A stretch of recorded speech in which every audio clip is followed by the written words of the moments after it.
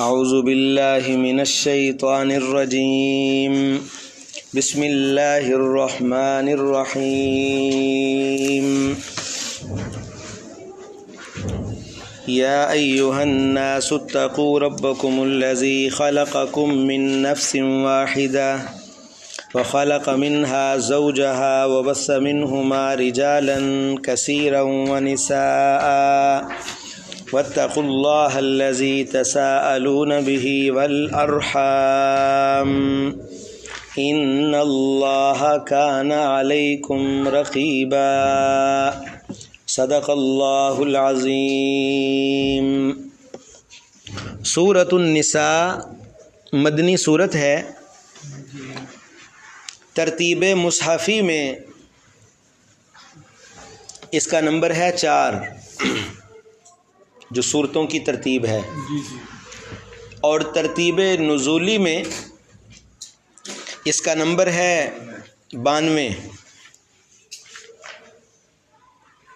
یہ آپ کے قرآن مجید جو بیاض والے پرنٹ ہیں ان پہ بھی لکھا ہوتا ہے بعض دفعہ نزول 92۔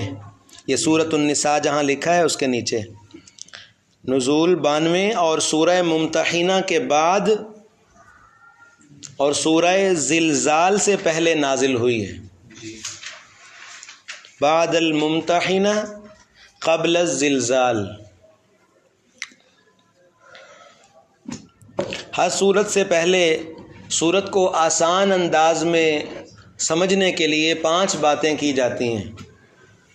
ربط، سورت کا پچھلی سورت سے جوڑ، امتیازات، خاص خاص باتیں سورت کی، دعوی سورت،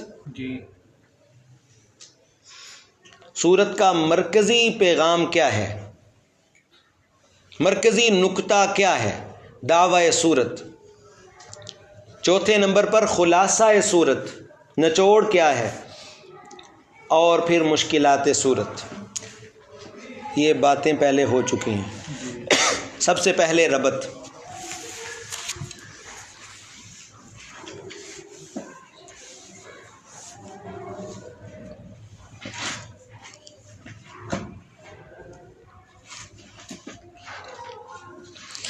پہلی صورتوں میں فاتحہ، بقرہ، آل عمران جو گزر چکی ہیں، یہ لکھا ہوا بھی شاید ہے، پہلی صورتوں میں عقیدے کی اصلاح کی گئی۔ کیوں بھائی؟ عقیدے کی اصلاح پہ زور تھا۔ اس صورت میں، صورت نساء میں معاشرے کی اصلاح کی جائے گی۔ کس کی اصلاح کی جائے گی؟ معاشرے کی۔ نمبر 2، سورت آل عمران میں ابھی جو مکمل ہوئی ہے، اس میں جماعت کے قوانین پڑھے گئے ہیں۔ جماعت کو منظم کرنے کے لیے منیب کتنے قوانین تھے؟ 5۔ شاباش، یاد ہے۔ 5 قوانین بیان ہوئے ہیں۔ تکا مارے تو انجے ہی لگ گیا، لگ ٹھیک گیا۔ اچھا جی، سورت آل عمران میں جماعت کو منظم کرنے کے لیے 5 قانون بیان کیے گئے ہیں۔ اس صورت میں امیر اور مامور کے لیے قانون بیان کیے جائیں گے۔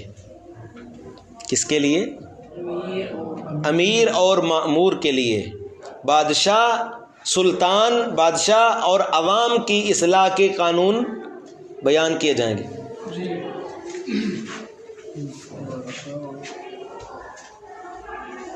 تیسرا ربط،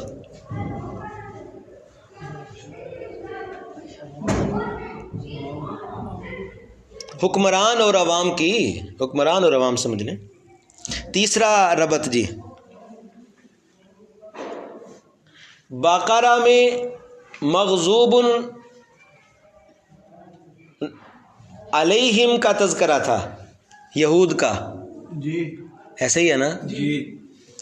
سورت آل عمران میں ضالین نصارہ کا تذکرہ تھا، مغضوب علیہم جو سخت گمراہ ہیں، یہودی، اشد الناس عداوۃ وہ مغضوب علیہم یہود کا بیان تھا۔ کس صورت میں؟ بقرہ میں۔ آل عمران میں جو کم درجے کے گمراہ ہیں ضالین، ان کا ذکر تھا۔ اب اس میں انعمت علیہم انعام یافتہ لوگوں کی اصلاح ہے، ایمان والوں کی۔ سورۃ نساء میں کن کی اصلاح کا ذکر ہوگا؟ انعمت۔ سورہ فاتحہ کے اندر جو طبقے بیان کیے گئے ہیں ان میں سے پہلے طبقے کی اصلاح ہوگی، انعمت علیہم کی۔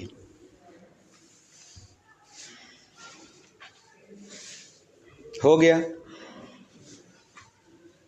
ایک اور بھی ربط ہے، توحید اور جہاد میں ترقی تب ملے گی جب معاشرے کی اصلاح ہوگی، آپس میں جب منظم ہوگے۔ تو اس صورت میں اللہ تعالیٰ نے معاشرے کی اصلاح کی ہے، سمجھ آئی؟ ایک اور انداز میں ربط، پہلی صورتوں میں حقوق اللہ سمجھائے گئے، پہلی صورتوں میں کیوں بھائی؟ اللہ کا حق، حقوق اللہ۔ اس صورت میں حقوق العباد سمجھائے جائیں گے اور ان پر زور ہوگا۔ یہ ربط سمجھ آیا جی؟ آسان ربط ہے نا جی۔ پچھلی صورتوں میں کس پر زور رہا ہے؟ اللہ کا یہ حق ہے، اللہ کا یہ حق ہے، اللہ کا یہ حق ہے۔ اور اس ساری صورت میں پڑھو گے بندوں کا یہ حق ہے، یتیموں کا یہ حق ہے، عورتوں کا یہ حق ہے، غلاموں کا یہ حق ہے، وغیرہ وغیرہ۔ حقوق اللہ کے بعد حقوق العباد کا بیان۔ ٹھیک ہو گئے؟ آگے امتیازات، امتیازات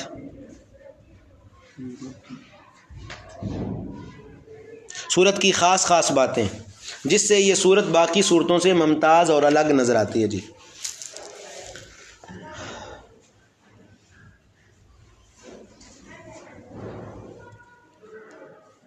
قصر نماز کا حکم، ایک قصر نماز کیسے ادا کرنی ہے، ایک صلاۃ الخوف، خوف کی حالت میں نماز کیسے ادا کرنی ہے، دشمن کا خطرہ ہے تو باجماعت نماز کس طرح ادا کرنی ہے، آدھے آدھے نمازی ہو جائیں گے، آدھے ایک رکعت آدھے دوسری رکعت، وہ انشاءاللہ سب اس میں آئے گا۔ خوف والی نماز کا حکم، دو۔ نمبر 3،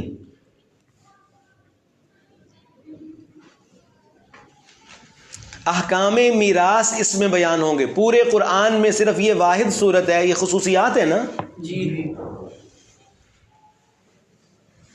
میراث کیسے تقسیم ہوگی، انہیریٹنس کیسے ڈسٹریبیوٹ ہوگی، وہ یہ صورت آپ کو بتلائے گی، تقسیم میراث۔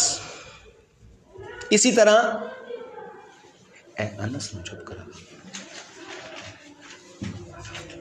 طرح معیار ایمان بیان ہوگا۔ ایمان کا معیار یہ ہے کہ حاکم اللہ کو مانو، الحاکمیت للہ، الحاکمیت للہ۔ ٹھیک ہو گیا بھائی؟ بہرحال یہ بھی چیزیں ہیں۔ اسی طرح رد ہوگا شرک فی الحاکمیت پر، کس پر؟ قانون سازی اللہ ہی کی صفت ہے، کسی اور اتھارٹی، کسی اکثریت کی صفت نہیں ہے۔ معاشرے کی اصلاح کے قانون بنانا، توجہ کریں، معاشرے کی اصلاح کے توجہ قانون بنانا، یہ کس کی صفت ہے؟ یہ گورنمنٹ کا کام ہے یا اللہ کا؟ اس صورت میں بیان ہوگا۔ شرک فی الحاکمیت کا رد ہوگا۔ مرد ایک شادیاں کرے یا ایک شادی کرے، 2 کرے، 3 کرے، 4 کرے، یہ کورٹ اس کو مقرر کرے گی یا اللہ کریں گے؟ اس صورت میں آپ پڑھیں گے کہ یہ سارے کام یہ کس کا اختیار ہے؟ اللہ کا۔ رد شرک فی الحاکمیت، اور بھی بہت کچھ آئے گا، توجہ۔ امتیازات ہو گئے بھائی۔ تیسری چیز کیا ہے؟ دعوی صورت، لکھ لیں، دعوی صورت ہے اصلاح معاشرہ۔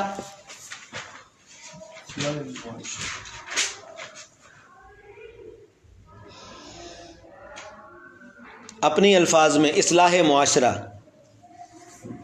اسی طرح اگر تھوڑا سا مشکل نہ ہو جائے تو نفی شرک فی تصرف۔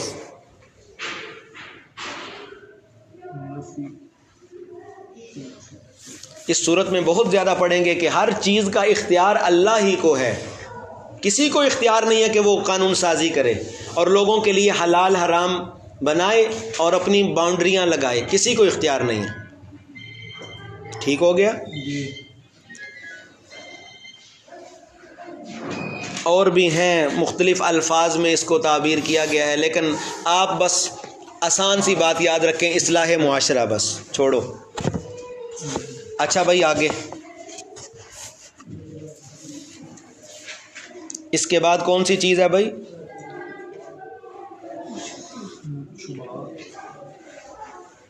خلاصہ صورت۔ سورت 3 حصوں پر مشتمل ہے۔ یہ سورت بھی پچھلی سورت کی طرح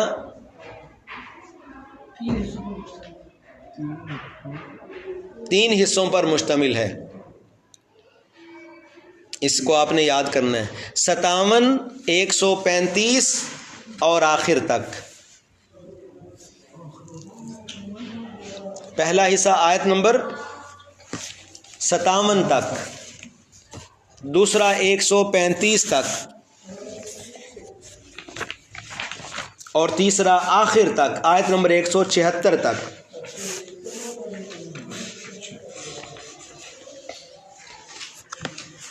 ستاون، 135 اور آخر 176 تک۔ سمجھ لیا؟ جی۔ اب تھوڑی تفصیل سنیں۔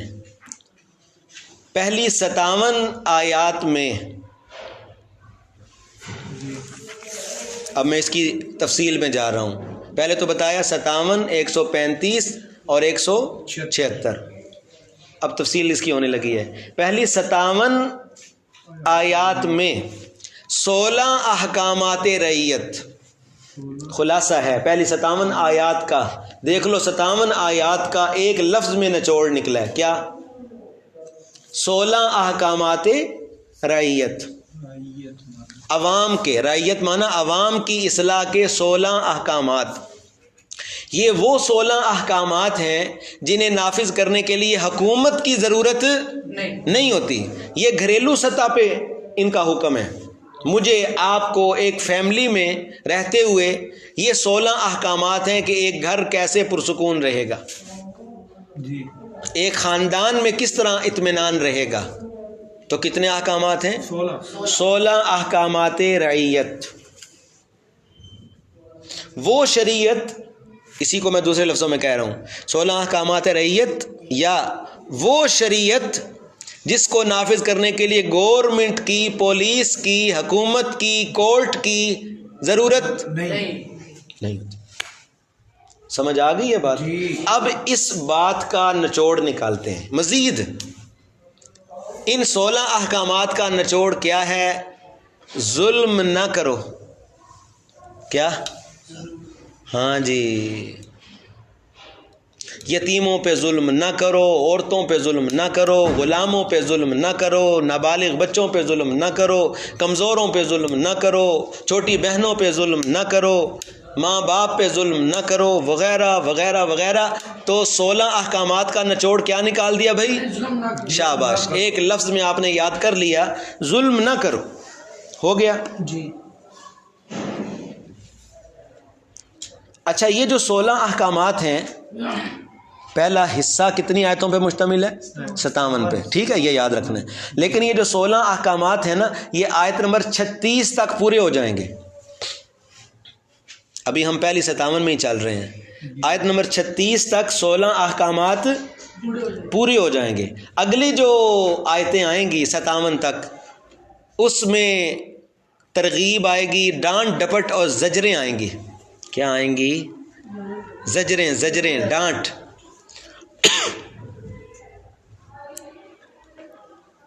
ایمان والوں کو 3 زجرات آئیں گی۔ کتنی زجرات؟ ہاں جی، 3 زجرات۔ 57 تک پوری ہو گئی بات، سمجھ آ گیا 57 تک کا مفہوم؟ آیت نمبر 36 تک 16 احکامات ہو جائیں گے، اور نچوڑ کیا نکلا 16 کا؟ ظلم نہ کرو۔ اور بقیہ آیتوں میں زجرات آئیں گی احکامات نہ ماننے والوں پر، اور احکامات نہ ماننے والے ایمان والوں پر زجرات آئیں گی۔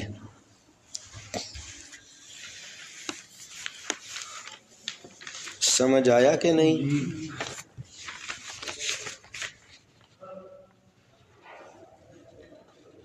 درمیان درمیان میں زجرات آ جائیں گی، سمجھ آئیے نا، ایمان والوں پر آئیں گی یہ زجرات۔ اچھا بھائی، اب دوسرے حصے میں جاتے ہیں۔ دوسرا حصہ ہے آیت نمبر 58 سے لے کر 135 تک۔ اس حصے میں 9 احکامات سلطانیہ،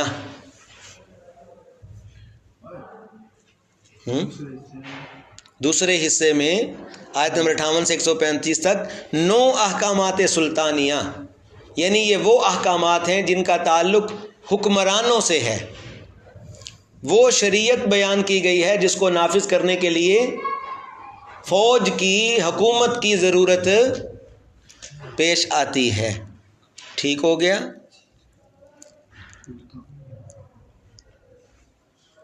نو احکامات سلطانیہ اور 6 زجریں منافقین پر۔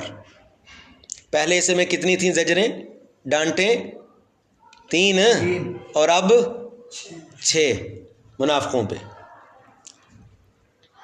اب آخری حصے میں آ جائیں۔ اچھا نہیں، ابھی رہتا ہے۔ کیا بیان ہوا 58 سے 135 تک؟ کتنے احکامات بیان ہوئے حکمرانوں کو، بادشاہوں کو؟ 9۔ یا ایھا الذین آمنوا ان اللہ یأمرکم ان تؤدوا الامانات، فوج تیار کرو، حملہ کرو، لڑائی کرو، جہاد کرو، فلاں کرو، فلاں کرو۔ 9 احکامات بیان ہوں گے، اور ان 9 احکامات کو اگر آپ بلوئیں، ان کا نچوڑ نکالیں تو وہ ایک لفظ نکلے گا، ظلم ہونے نہ دو۔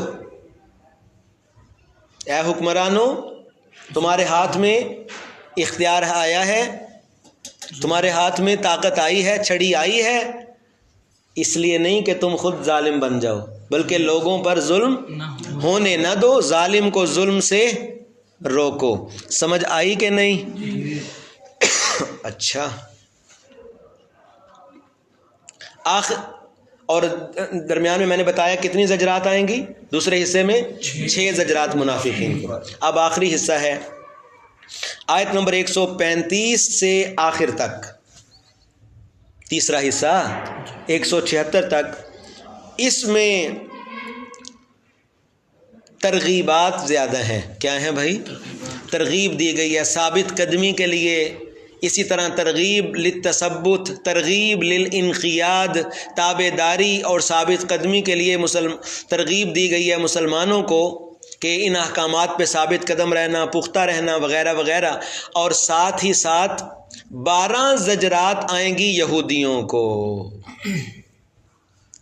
یاد کریں نا، 3 6 12۔ پہلے حصے میں کتنی زجرات ہیں؟ 3۔ دوسرے حصے میں منافقوں کو 6، اور آخری حصے میں یہودیوں، یا اہل الکتاب، یا اہل الکتاب، یا اہل الکتاب 12۔ سمجھ آئی؟ ایمان والوں کو خبردار کیا گیا 3 دفعہ، ایمان والوں ہوشیار، منافق نہ بن جانا۔ منافقوں کو خبردار کیا گیا، منافقوں خبردار، منافقت چھوڑو، یہودی نہ بن جانا۔ اور یہودیوں کو 12 زجریں کہ او یہودیو شرم کرو یا اہل الکتاب، کہیں جہنم کا ایندھن نہ بن جانا۔ آپ کو سمجھ آیا بھائی؟ آپ یاد کر سکیں گے؟ سورت کے کتنے حصے ہیں؟ 3، 57، 135 اور آخر تک۔ پہلے حصے کا نچوڑ کیا ہے؟ 16 احکامات سلطانیہ، اور ان کا خلاصہ کیا ہے؟ ظلم نہ کرو، ظلم نہ کرو۔ دوسرا حصہ 9 احکامات سلطانیہ، حکمرانوں سے اللہ خطاب کر رہے ہیں، اور نچوڑ کیا ہے ان 9 احکامات کا؟ کہ حکمرانوں عوام کو ایک دوسرے پہ ظلم نہ کرنے دو، ظالم کا ہاتھ توڑو، آگے بڑھو۔ ٹھیک ہے؟ اور پھر آخری حصے میں 135 سے 176 تک ترغیبات ہیں۔ ٹھیک ہے؟ یا ایھا الذین آمنوا سے بھی، اور ایمان والوں کو ثابت قدمی اور ان چیزوں کی ترغیبات ہیں، اور یہ زجرات ہیں 12 یہودیوں پہ کہ کہیں جہنم کا ایندھن نہ بن جانا۔ آپ کو سمجھ آ گئی ہے؟ گناہ میں انسان آہستہ آہستہ ترقی کرتا ہے نا جی۔ نیچے گناہ کا یہ ہے کہ سٹیپ بائی سٹیپ چڑھتا ہے۔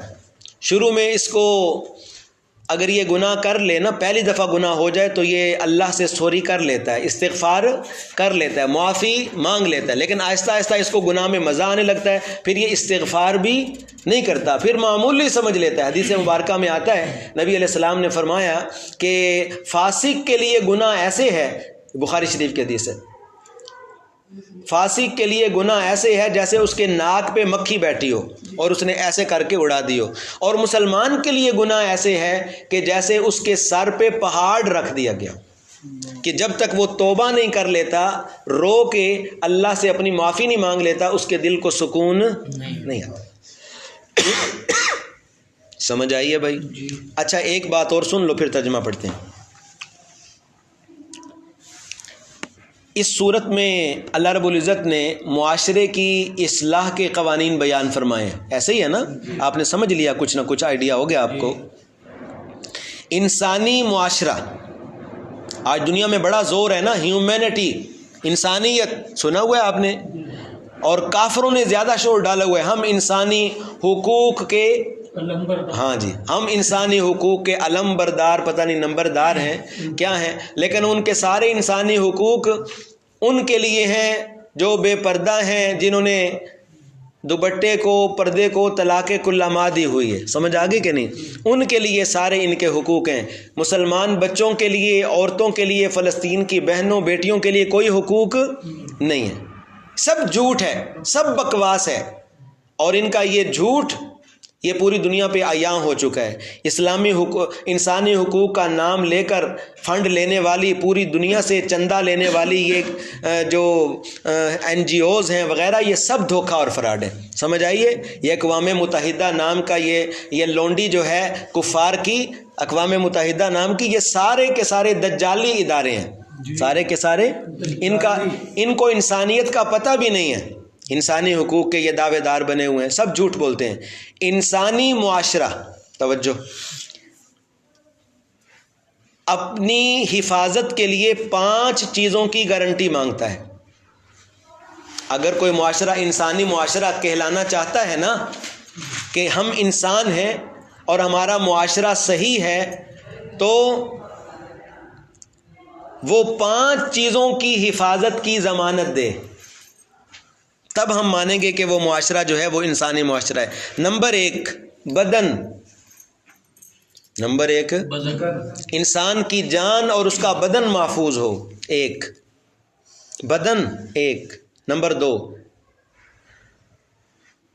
العرض والعزت، ایک ہی مطلب ہے، عزت و ناموس۔ کیوں بھائی؟ معاشرہ انسانی معاشرہ کہلانے کا وہ مستحق ہے، ایک تو جس میں انسان کا بدن محفوظ ہو، جسم محفوظ ہو، اور دوسرا جس معاشرے میں انسان کی عزت اور ناموس محفوظ ہو۔ تو نمبر 3 المال، جس معاشرے میں انسان کا مال محفوظ ہو، وہ معاشرہ انسانی معاشرہ ہے، انسانی معاشرہ کہلانے کا مستحق ہے۔ نمبر 4 العقل، جس معاشرے میں انسان کی عقل محفوظ ہو، ایسی دوائیوں پر، ایسی خوراکوں پر، ایسی ڈرنکس پر پابندی ہو جو انسان کے عقل کو کیا کرتی ہوں؟ خراب کرتی ہوں، معاف کرتی ہوں۔ 4 اور نمبر 5 الدین، جس میں انسان کا دین جو سب سے اہم ہے وہ محفوظ ہو، علماً، عملاً، تعلیماً، لساناً، بیاناً، ہر اعتبار سے دین محفوظ ہو۔ تو کتنی چیزوں کی حفاظت کی گارنٹی چاہیے بھائی؟ 5۔ نمبر 1 بدن، نمبر 2 عزت و ناموس، نمبر 3 مال، نمبر 4 عقل، نمبر 5 الدین۔ اگر کسی کو شوق ہے کسی معاشرے کو کہ وہ مہذب معاشرہ کہلائے، اچھا معاشرہ کہلائے، تو وہ دے ان 5 چیزوں کی گارنٹی۔ کیا اس معاشرے میں بدن محفوظ ہے؟ کیا اس معاشرے میں عزت اور ناموس محفوظ ہے؟ تو کیا اس معاشرے میں مال محفوظ ہے؟ کیا اس معاشرے میں عقل محفوظ ہے؟ کوئی ایسی خوراکیں تو نہیں ہیں عام جو انسانوں کی عقل کو کھا رہی ہیں، شراب، سگریٹ اور تمباکو اور طرح طرح کی مصیبتیں، ٹھیک ہے، چرس اور بھنگ اور مختلف قسم کے نشے، آئس وغیرہ، اور 5ویں نمبر پہ دین۔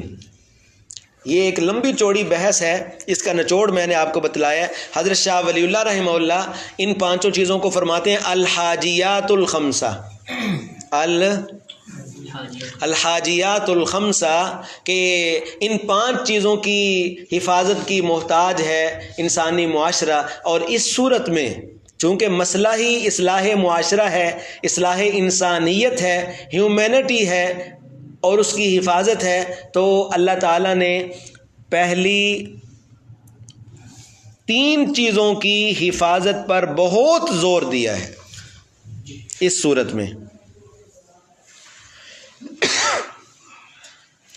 اس صورت میں پڑھیں گے کتنی چیزوں پر؟ 3۔ پہلی 3 چیزوں پر خاص طور پر زور دیا گیا ہے، باقی کا بھی ذکر آئے گا۔ بدن، کسی کے بدن کو نقصان نہ پہنچے، کسی کی عزت اور ناموس کو نقصان نہ پہنچے، اللہ تعالیٰ نے حفاظت کی ہے، پہرے لگائے ہیں، اور کسی کے مال کو نقصان، یتیم کے مال کو نقصان نہ پہنچے، عورت کے مال کو، مہر کو نقصان نہ پہنچے، وغیرہ وغیرہ۔ تو پہلی 3 چیزوں کی حفاظت پہ بڑا زور دیا گیا ہے اس صورت میں۔ اور صورت میں مسئلہ انسانیت کا ہے تو شروع بھی کس لفظ سے ہوئی ہے صورت؟ یا ایھا الناس۔ جس معاشرے میں بدن محفوظ نہ ہو وہ درندوں کا معاشرہ ہوتا ہے، انسانی معاشرہ نہیں ہوتا۔ جہاں دن دہاڑے لوگوں کو قتل کر دیا جاتا ہو وہ انسانی معاشرہ نہیں ہوتا۔ جہاں عزتیں لوٹ لی جاتی ہوں، جس معاشرے میں کسی کی عزت محفوظ نہ ہو وہ جنسی بھیڑیوں کا معاشرہ ہوتا ہے، وہ انسانی معاشرہ نہیں کہلاتا۔ اور اسی طرح جس معاشرے میں مال کسی کا محفوظ نہ ہو، راہ چلتے پیسے چھین لیے، گاڑی چھین لی، بائک چھین لیا اور موبائل چھین لیے اور ڈاکے ڈکیتیوں کا چلن عام ہو، تو وہ جنگل کا معاشرہ ہوتا ہے، انسانی معاشرہ نہیں ہوتا۔ تو اللہ تعالیٰ نے انسانوں کو انسانیت اس صورت میں سکھائی ہے، سمجھ آ رہی ہے؟ تو پہلا حصہ شروع کرتے ہیں، اور پہلے حصہ کہاں تک ہے بھائی قمر بھائی؟ آیت نمبر 1 سے 57 تک، اور کیا بیان ہوا؟ 16 احکامات رعیت، عوام کی اصلاح کے 16 احکامات، اور یہ 36 تک پورے ہو جائیں گے، ٹھیک ہے نا؟ اور اس کے بعد پھر زجرات وغیرہ بھی بیان ہوں گی، اور آیت نمبر 57 تک۔ چلیں بھائی پہلا حصہ شروع کرتے ہیں۔ یا ایھا الناس، اور یہ جو آیت آپ پڑھنے لگے ہیں ماشاءاللہ، یہ وہ آیت ہے جو خطبہ نکاح میں ضرور تلاوت کی جاتی ہے، لیکن کون سنتا ہے اور کس کو پتہ ہوتا ہے؟ دلہن تو ہوتی ہی نہیں، وہ تو ادھر ہوتی ہے، پیچھے نکاح ہو رہا ہوتا ہے، فون پہ اچھا جی اجازت ہے جی، یہ حال ہے آج کل۔ ہاں ایسے ہی ہے نا، ناراض تو نہیں ہو رہے؟ اور ادھر جو خطبہ نکاح میں جو جس وقت یہ آیات پڑھی جا رہی ہوتی ہیں، موسیقی چل رہی ہے، گانے باجے چل رہے ہیں، ہر بندہ اپنی گپ شپ میں مشغول ہے، کون توجہ کرتا ہے کہ اللہ کے احکامات پڑھے جا رہے ہیں اور کتنی بڑی باتیں یہاں پر کی جا رہی ہیں، کتنے احکامات ہیں، خاوند کے بیوی کے آپس میں کیسے رہنا ہے، یہ آیات تلاوت کی جاتی ہیں۔ کسی کو پتہ ہے؟ کسی کو پتہ نہیں ہے۔ یا ایھا الناس، اے انسانوں، دیکھو بھائی کیسی بات ہوئی، اے انسانوں، اتقوا ربکم۔ اللہ تعالیٰ نا ہر بات میں سورت کے اس پہلے حصے کے دعوے کی طرف اشارہ کر رہے ہیں۔ انسانوں، اس لفظ میں بھی دیکھو تو ایک شرم دلائی گئی ہے۔ انسانوں کیا ہو؟ انسان ہو، جانور تو نہیں ہو۔ ایک دوسرے پہ ظلم تو کون کرتے ہیں؟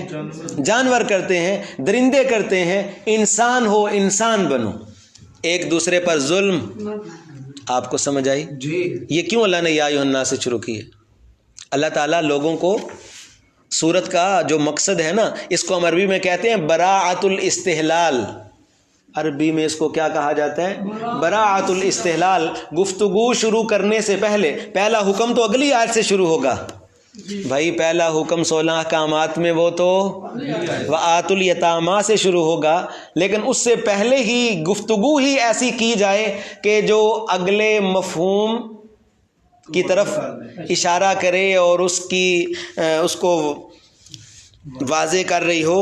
اس کو کہتے ہیں براءۃ الاستحلال. خطبہ میں ایسی گفتگو کرنا جو اگلی گفتگو پہ دلالت کرے. انسان ہو، ظلم تو نہ کرو. اتقوا ربکم، اپنے رب سے ڈرو. الذی خلقکم من نفس واحدہ، جس نے تمہیں ایک جان سے پیدا کیا ہے. شرم کرو، ایک ماں باپ کی اولاد ہو. توجہ میں تیز پڑھنے لگا ہوں. ایک ماں باپ کی اولاد ہو. خلقکم من نفس واحدہ، ایک آدم و حوا کی اولاد ہو. پھر ایک دوسرے پر سمجھنا ہے خاص صورت ہے. ایک ماں باپ کی اولاد ہو، ہم جنس ہو، پھر ایک دوسرے کی میراث کھاتے ہو. آگے آئے گا.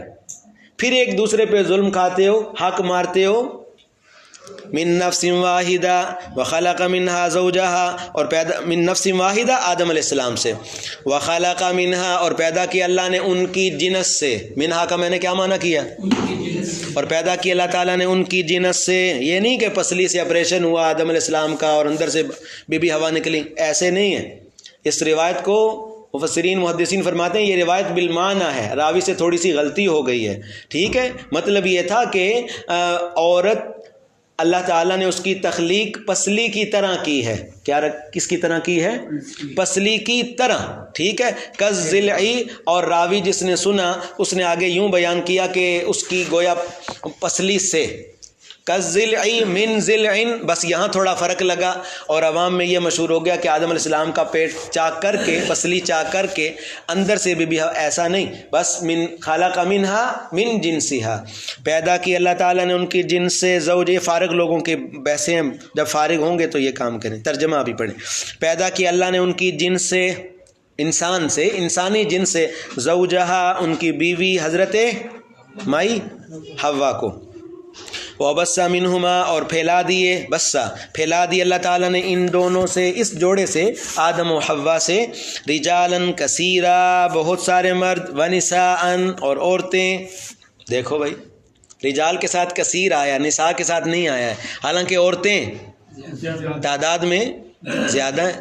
قرب قیامت کی بھی علامت ہے. ویسے بھی عورتوں کی تعداد کوئی کم تو نہیں ہوتی ہے، لیکن اللہ تعالیٰ نے مردوں کے ساتھ کثیر ذکر کیا اور عورتوں کے ساتھ کثیر ذکر نہیں. کیوں؟ کثرت کا تعلق شہرت کے ساتھ ہے. جی، کثرت کا تعلق کس کے ساتھ ہے؟ اور عورتوں کو شریعت میں یہی ترغیب ہے کہ وہ گمنام رہیں. کیا رہیں؟ وہ زیادہ سوشل نہ ہوں. بہتر یہی ہے. مردوں کے ساتھ ہے کہ چلیں ان کی مجبوری ہے، ان کو سوشل ہونا پڑتا ہے دنیاوی معاملات میں، لیکن عورت پردے میں ہی رہے تو بہتر ہے. عورت کا مطلب ہی پردہ ہے. عورت عربی زبان کا لفظ ہے، اس کا مطلب ہی ستر اور پردہ ہے.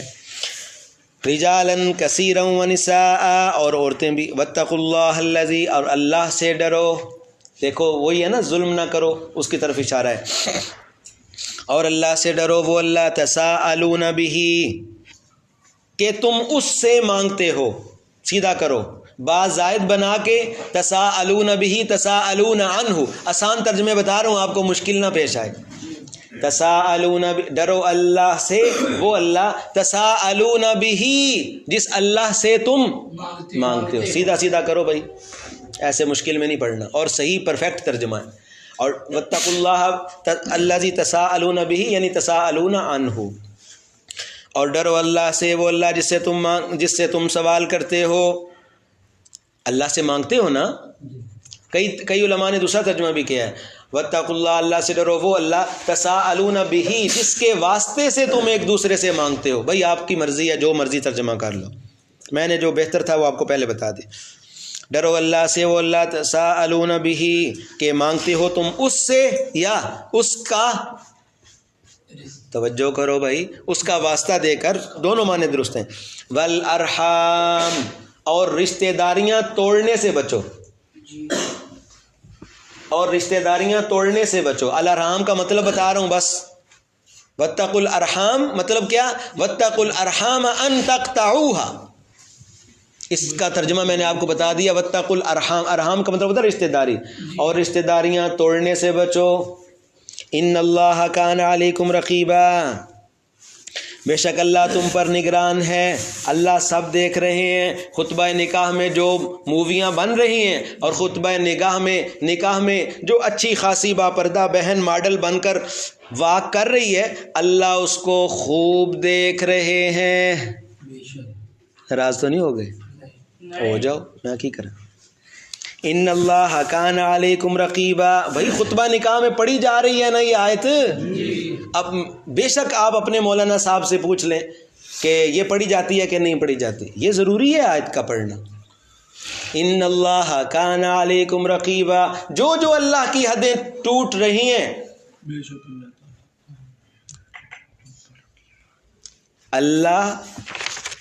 اللہ سب دیکھ رہے ہیں، اللہ سب جان رہے ہیں۔ کچھ سمجھ آ رہی کہ نہیں؟ جو جو افیئرس چل رہے ہیں اس پروگرام میں اللہ کو سب پتہ ہے۔ ان اللہ کان علیکم رقیبا وآتوا الیتامی، لیں جی پہلا حکم شروع۔ اللہ ہمیں قرآن سے اصلاح کرنے والا بنا دے، ہم قرآن سے اصلاح لیں اور اپنی زندگی درست کر لیں۔ اور ابھی انشاءاللہ 16 احکامات شروع ہونے لگے ہیں۔ پہلا حکم کیا ہے؟ یتیموں کے مال کی حفاظت۔ میں نے بتایا تھا 3 چیزوں کی حفاظت پہ زیادہ زور آئے گا۔ پہلی چیز حفاظت اموال الیتامہ۔ کل کتنے احکام ہوں گے؟ کتنے ہوں گے؟ 16۔ پہلا دیکھیں، یتیموں کے مال کی حفاظت کریں۔ اگلا حکم آئے گا یتیموں کی جان کی حفاظت کریں۔ اگلا پھر آئے گا عورتوں کے مال کی، مہر کی حفاظت کریں، وغیرہ وغیرہ، پڑھتے جائیں آپ۔ نمبر 1 یتیموں کے مال کی حفاظت، وآتوا الیتامی، اور دو یتیموں کو ان کے مال حوالے کر دو۔ یتیم بچے ہیں، اچھا 1 منٹ، یہ تو میں نے آپ کو سرسری سا ترجمہ بتا دیا ہے، لیکن اگر آپ اسی طرح ترجمہ کریں گے یتیموں کو ان کے مال دے دو، آتو کا معنی کرو گے نا دے دو، تو سیدھی اس ترجمے کی ٹکر آئے گی۔ اسی صفحے پہ ہے آیت نمبر 5 دیکھ لو، وَلَا تُؤْتُوا السُّفَهَاءَ، یتیم بچوں، جو نادان یتیم بچے ہیں، سفہاء سے مراد نادان یتیم بچے، نہ سمجھ، ان کو ان کے مال نہ دو۔ نہیں سمجھ آئی؟ جی کیا سمجھ آئی ہے؟ اوپر فرمایا آتوا الیتامی، یتیموں کو ان کے مال دے دو، اور بالکل 5ویں آیت میں فرمایا نہ دو۔ کیسے حل کرو گے؟ تو اس لیے اس طرح حل کریں گے، پہلے ابھی جو پڑھنے لگے آتوا الیتامی کا مطلب کریں گے سنبھال کر رکھو۔ وآتوا الیتامی اموالہم، اور سنبھال کر رکھو یتیموں کے مال کو،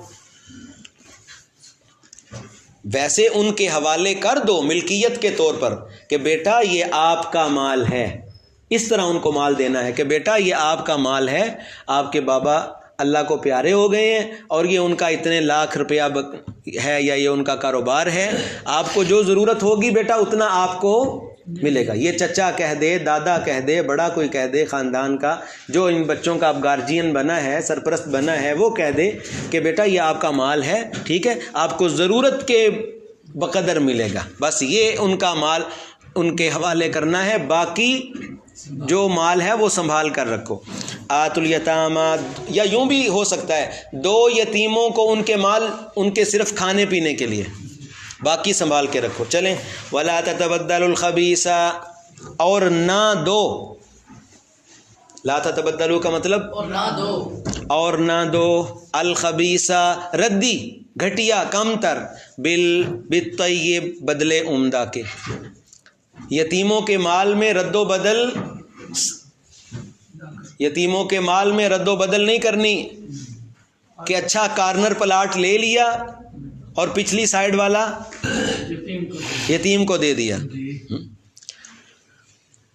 وَلَا تَتَبَدَّلُوا الْخَبِيثَ، اور نہ دو ردی، بدلے عمدہ کے، وَلَا تَأْكُلُوا، اور نہ کھاؤ ان کے مالوں کو، اموالہم، ان کے مالوں کو الا اموالکم، الا ما کے معنی میں ہے اپنے مالوں کے ساتھ شامل کر کے ان کے مال نہ ہڑپ کر جاؤ دھوکے سے. بے شک انہو، بے شک کانا یہ ہے، حوبن کبیرہ بہت بڑا گناہ، بہت بڑا گناہ. یتیم کا مال کھانا بہت بڑا گناہ ہے. اسی طرح اس کے مال میں رد و بدل کرنا، اچھی زمین زرخیز زمین اپنے نام کروا لینا، اپنے بچوں کے نام کروا لینا، ان سے بیان دلوا دینے اور ان سے مطلب کہ ان کو گھٹیا زمین دے دینا، بیوہ کے ساتھ زیادتی ظلم نہ کرو. آگے جائیں بھائی. دوسرا قانون، یتیموں کی جان کی اور ان کے بدن کی بھی حفاظت کرو. وَإِنْ خِفْتُمْ، اگر یتیم بچیاں ہیں، کیا ہیں بھائی؟ یتیم بچیاں ہیں تو ان کے ساتھ بھی زیادتی نہ ہو، ان کے ساتھ بھی زیادتی نہ ہو. بسا اوقات بندہ کہتا ہے کہ یار بات یہ ہے بچی ہے یتیم لیکن نہ مال بڑا ہے اس کے پاس. کیا ہے؟ مال بڑا اس کے حصے میں آیا ہوا ہے، اور ایک ہی بیٹی تھی اور باپ بڑا امیر تھا. تو اگرچہ اس کی بظاہر خوش شکل نہیں ہے اتنی، اگرچہ وہ بظاہر اس کے نکاح کرنے کا دل نہیں ہوتا، مقصد کیا ہوتا ہے؟ مال ہوتا ہے. تو اللہ کہتے ہیں کہ اگر تم بعد میں انصاف نہیں نہ کر سکتے ہو تو پھر یتیم بچیوں سے نکاح نہ کرو. اس آیت میں یہ پڑھنے لگے. صرف تم مال کو دیکھ کر، ویسے کوئی رغبت کی وجہ نہیں، ویسے نکاح میں رغبت کی کوئی وجہ نہیں، بس صرف مال کھینچنا ہے کہ اس کے باپ کی ساری وراثت میں لے لوں گا، اور بعد میں یتیم ہے کون پوچھنے والا ہے، پیچھے کون اس کے پوچھنے والا ہے، بھائی بھی اس کے چھوٹے ہیں وغیرہ وغیرہ. اللہ فرماتے ہیں نہ یہ کام نہیں کرنا. وَإِنْ خِفْتُمْ، اور اگر تمہیں اندیشہ ہو، وَإِنْ خِفْتُمْ، اور اگر تمہیں اندیشہ ہو کہ تم انصاف نہیں کر سکو گے یتیم بچیوں کے بارے میں، فی الیتامہ کا مطلب سمجھ آیا؟ یتیم بچیوں کے بارے میں، تو پھر بالکل یتیم بچیوں سے نکاح نہ کرو. بھائی یہ مطلب خاص صورت میں ہے، پیسے نہیں ہے کہ یتیم بچی سے نکاح کی اجازت نہیں. آپ سمجھ رہے ہیں؟ یہ صرف اس صورت میں ہے کہ جب بندے کا مقصد ان سے مال کھینچنا ہو اور ویسے کوئی رغبت کی وجہ نہ ہو. اور اگر تمہیں اندیشہ ہو کہ تم انصاف سے کام نہ لے سکو گے یتیم بچیوں کے بارے میں، فَانْكِحُوا، تو نکاح کرو تم پھر مَا طَابَ لَكُمْ، وہ جو تمہیں اچھی لگیں، مَا طَابَ لَكُمْ، وہ جو تمہیں پسند آئیں، مِنَ النِّسَاء، عورتیں، مثنا، 2 نکاح کر لو، ثلاثہ 3 کر سکتے ہو، رباع 4 کر سکتے ہو. یہ جو ذکر کیا گیا یہ کوئی حکم نہیں ہے اللہ تعالیٰ کا.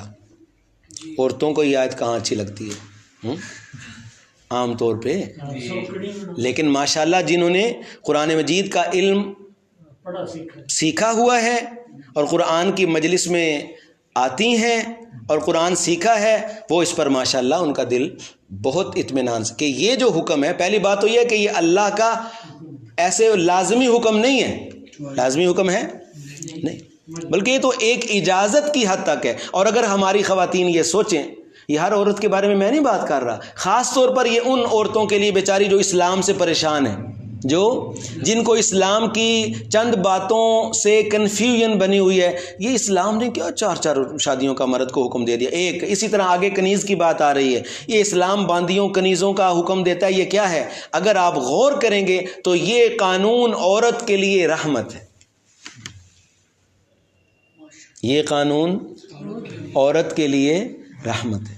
بعض اوقات کسی بیوہ کی سپورٹ کے لیے یہ اللہ کے جو قانون ہیں یہ عورت کی حفاظت کے لیے اور عورت کے حقوق کے لیے ہی ہیں. سمجھ آ رہی ہے کہ نہیں؟ بعض اوقات جوان بیوہ ہے، اب اس کی کفالت، اس کی ذمہ داری، اس کے چھوٹے چھوٹے بچے ہیں، ان کا بوجھ اٹھانے کے لیے اور خاندان کو سپورٹ کرنے کے لیے، یتیم بچیوں کی حفاظت کے لیے اللہ تعالیٰ کا یہ قانون اجازت کی حد تک ہے. سمجھ آ گئی کہ نہیں؟ اور اس میں عورت کی ہی بھلائی ہے، عورتوں کی ہی بھلائی ہے. اس لیے اللہ کے اس قانون کے اوپر بالکل بندے کو پریشان نہیں ہونا چاہیے. سمجھ آئیے؟ حضرت تھانوی رحمہ اللہ نے فرمایا ایک ہے کہ ایک سے زائد نکاح کرنا نہ کرنا، 2 3، وہ الگ بات ہے، لیکن اگر کوئی اللہ کے اس قانون کو برا سمجھے گا اس کے کفر کا خطرہ ہے۔ اگر کوئی اللہ کے اس قانون کو، دوسرے نکاح کو، عقد ثانی کو یا تیسرے نکاح کو کوئی برا سمجھے گا تو کفر کا خطرہ ہے۔ آج مغربی یلغار ہے مسلمانوں پہ، اور خاص طور پہ میڈیا، وہ اسلام کے ان احکامات کو جو کہ ایک خاص صورت میں ہوتے ہیں اور اجازت کی حد تک ہیں، کوئی حکم تو نہیں ہے اللہ کا کہ دوسری شادی ہر مرد نے کرنی، ان جرنل تو ایسی کوئی بات نہیں ہے، اجازت خاص صورتوں میں ہے، خاص صورتوں میں ہے کہ آگے بالکل اسی آیت میں کہا جا رہا ہے، دور نہیں، اسی آیت کا اگلا حصہ یہ ہے، اگر تم انصاف نہیں کر سکتے ہو تو نہ کرو، پھر ایک ہی کافی ہے، پھر ایک ہی تمہارے لیے کافی ہے۔ سمجھ رہے ہیں بھائی؟ ہاں جی۔ تو آج مغربی میڈیا کے اثر سے مسلمانوں میں بھی یہ چیز آئی ہوئی، ہمیں پتہ ہے، مسلمان کے دل میں یہ بات ڈالی جاتی ہے، ان کے ذہن میں کہ دیکھو جی یہ کیسا قانون ہے جی، مرد ایک سے زائد شادیاں کرے، ٹھیک ہے، حالانکہ یہ احکامات میں بار بار کہہ رہا ہوں، تیسری دفعہ کہہ رہا ہوں، یہ اجازت کی حد تک ہیں، چوائس کی حد تک ہیں، کوئی حکم بھی نہیں ہے، لیکن اس میڈیا نے اس کو برننگ ایشو بنایا ہوا ہے۔ کیا بنایا ہوا؟ Burning issue. ہاں، حالانکہ جو چیزیں حقیقت میں تکلیف دہ ہیں اور معاشرے کے لیے پلیگ ہیں، طاعون ہیں اور ناسور ہیں معاشرے کا، اس کو میڈیا ڈسکس نہیں کرے گا، جہیز کو نہیں کرتا میڈیا ڈسکس۔ یہ میں جو باتیں اب کر رہا ہوں یہ مجبوری ہے ہماری، ہمارے معاشرے میں یہ زہر پھیل رہا ہے، کالجوں یونیورسٹیوں سے زہر آ رہا ہے اور اسلام کے چند احکامات کو مذاق بنایا جاتا ہے۔ جہیز کو یہ ایشو نہیں بناتا میڈیا۔ آج کے سبق میں آئے گی بات۔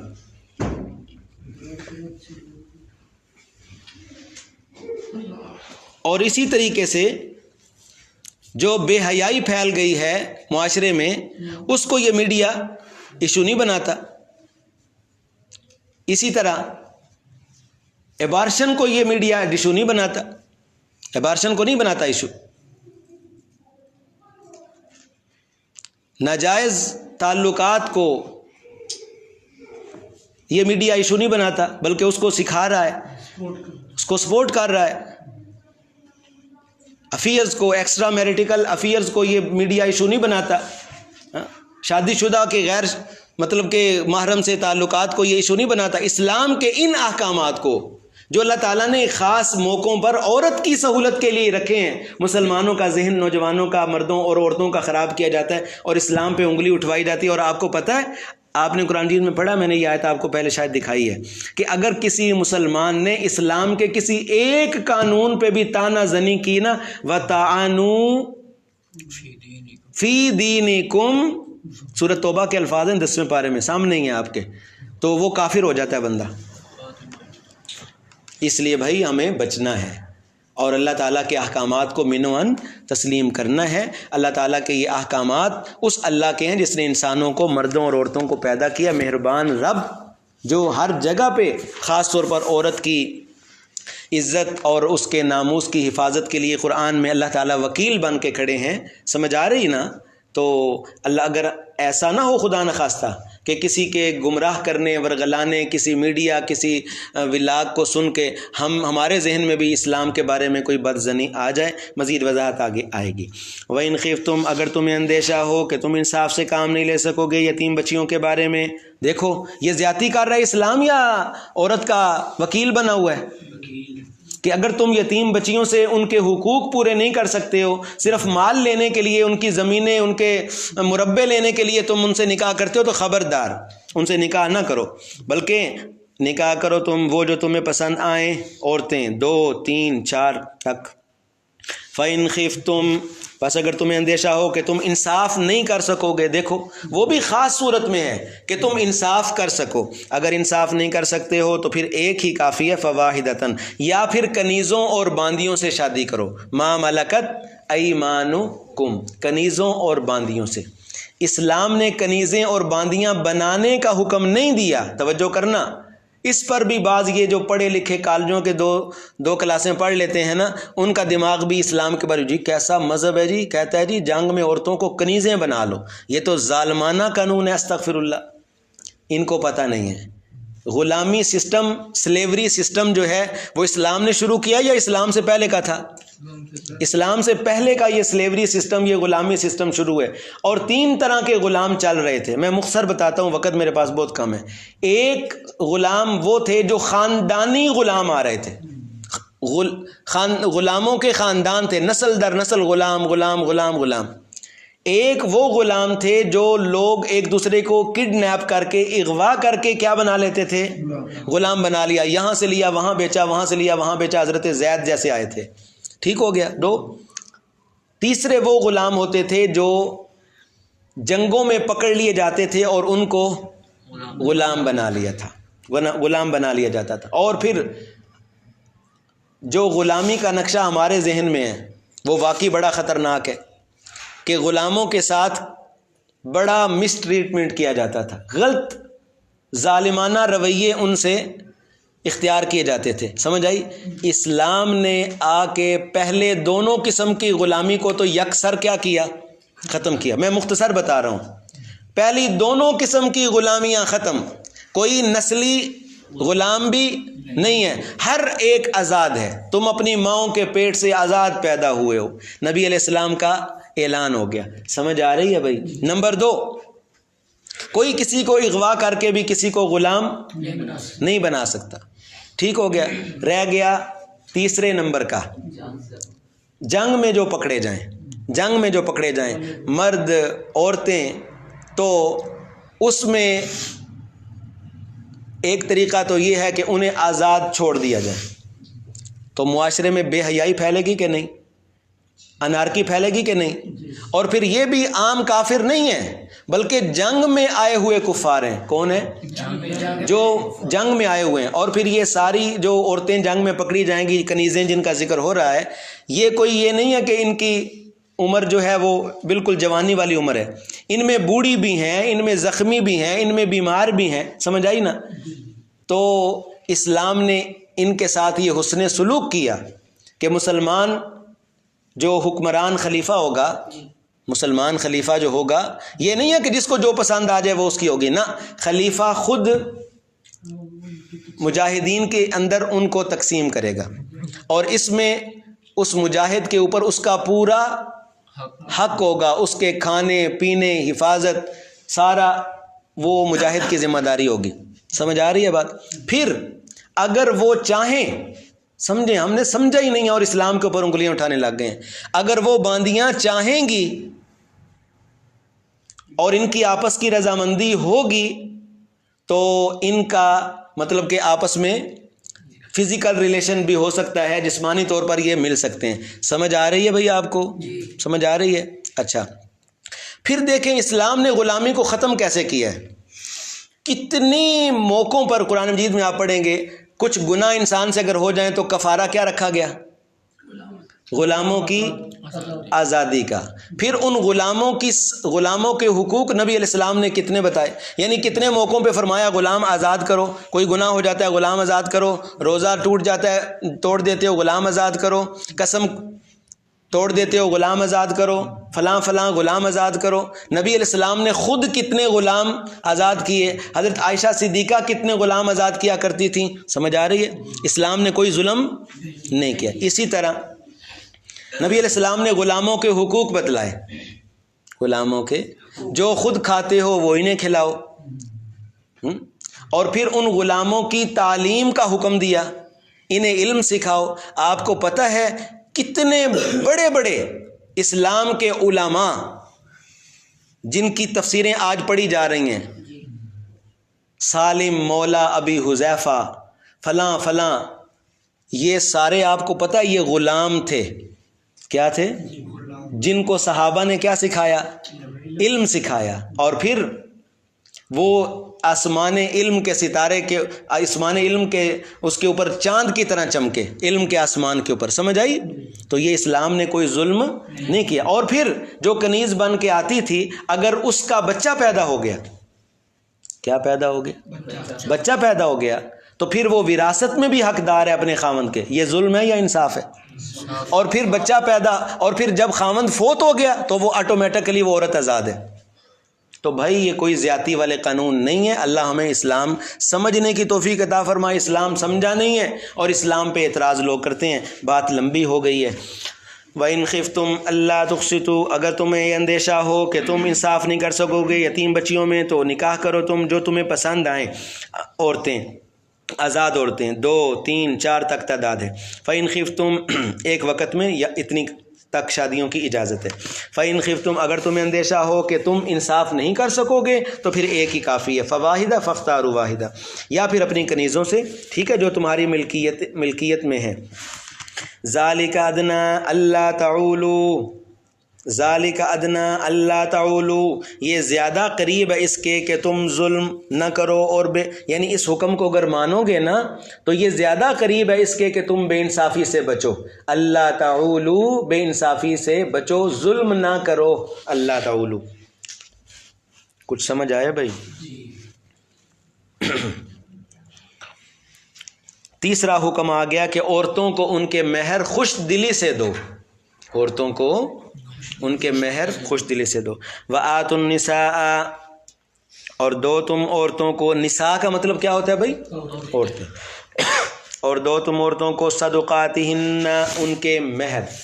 صدقاتہن میں ہنہ کی نسبت ضمیر کی صدقات کی طرف کر کے یہ بتلا دیا کہ یہ عورت کی ملکیت ہوتے ہیں. عورت کے باپ بھائی کو اجازت نہیں ہوتی کہ وہ اس سے لے لے، ٹھیک ہے، خوش دلی سے دے دے تو دے دے، لیکن ملکیت کس کی ہوتی ہے؟ عورت کی. دو تم عورتوں کو ان کے مہر نہلا، خوش دلی سے. فَإِن طِبْنَ لَكُمْ عَنْ شَيْءٍ، ہاں اگر وہ خوش دلی سے چھوڑ دیں. طبنا کا مطلب کیا ہے؟ اگر وہ خوش دلی سے چھوڑ دیں تمہارے لیے کوئی چیز اس مہر میں سے، نفساً خوش دلی سے.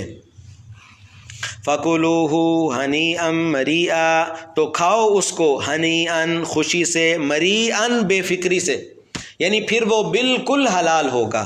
اگر عورت نے کہا کہ مجھے مہر کی کوئی ضرورت نہیں، اپنے خاوند کو کہہ دیا تو ٹھیک ہے، وہ مہر ختم ہو جائے گا، لیکن مرد اس کو زبردستی کم نہیں کروا سکتا. سمجھ آئی؟ جو بول دیا ہے، جو کہہ دیا ہے وہی دینا ہے. وَلَا تُؤْتُوا السُّفَهَاءَ، چوتھا حکم آ گیا، نادان یتیم بچے، ناسمجھ یتیم بچوں کو ان کا سارا مال نہ دو. کیوں؟ وہ کیا کریں گے؟ ضائع کر دیں گے. اور ان کو سارا مال دے دینا، چیک ان کے ہاتھ میں دے دینا، سب کچھ کاروبار ان کے ہاتھ میں دے دینا، یہ ان کے ساتھ عدل ہے یا ظلم؟ یہ ظلم ہے. اور ان احکامات کا خلاصہ کیا ہے؟ ظلم نہ کرو.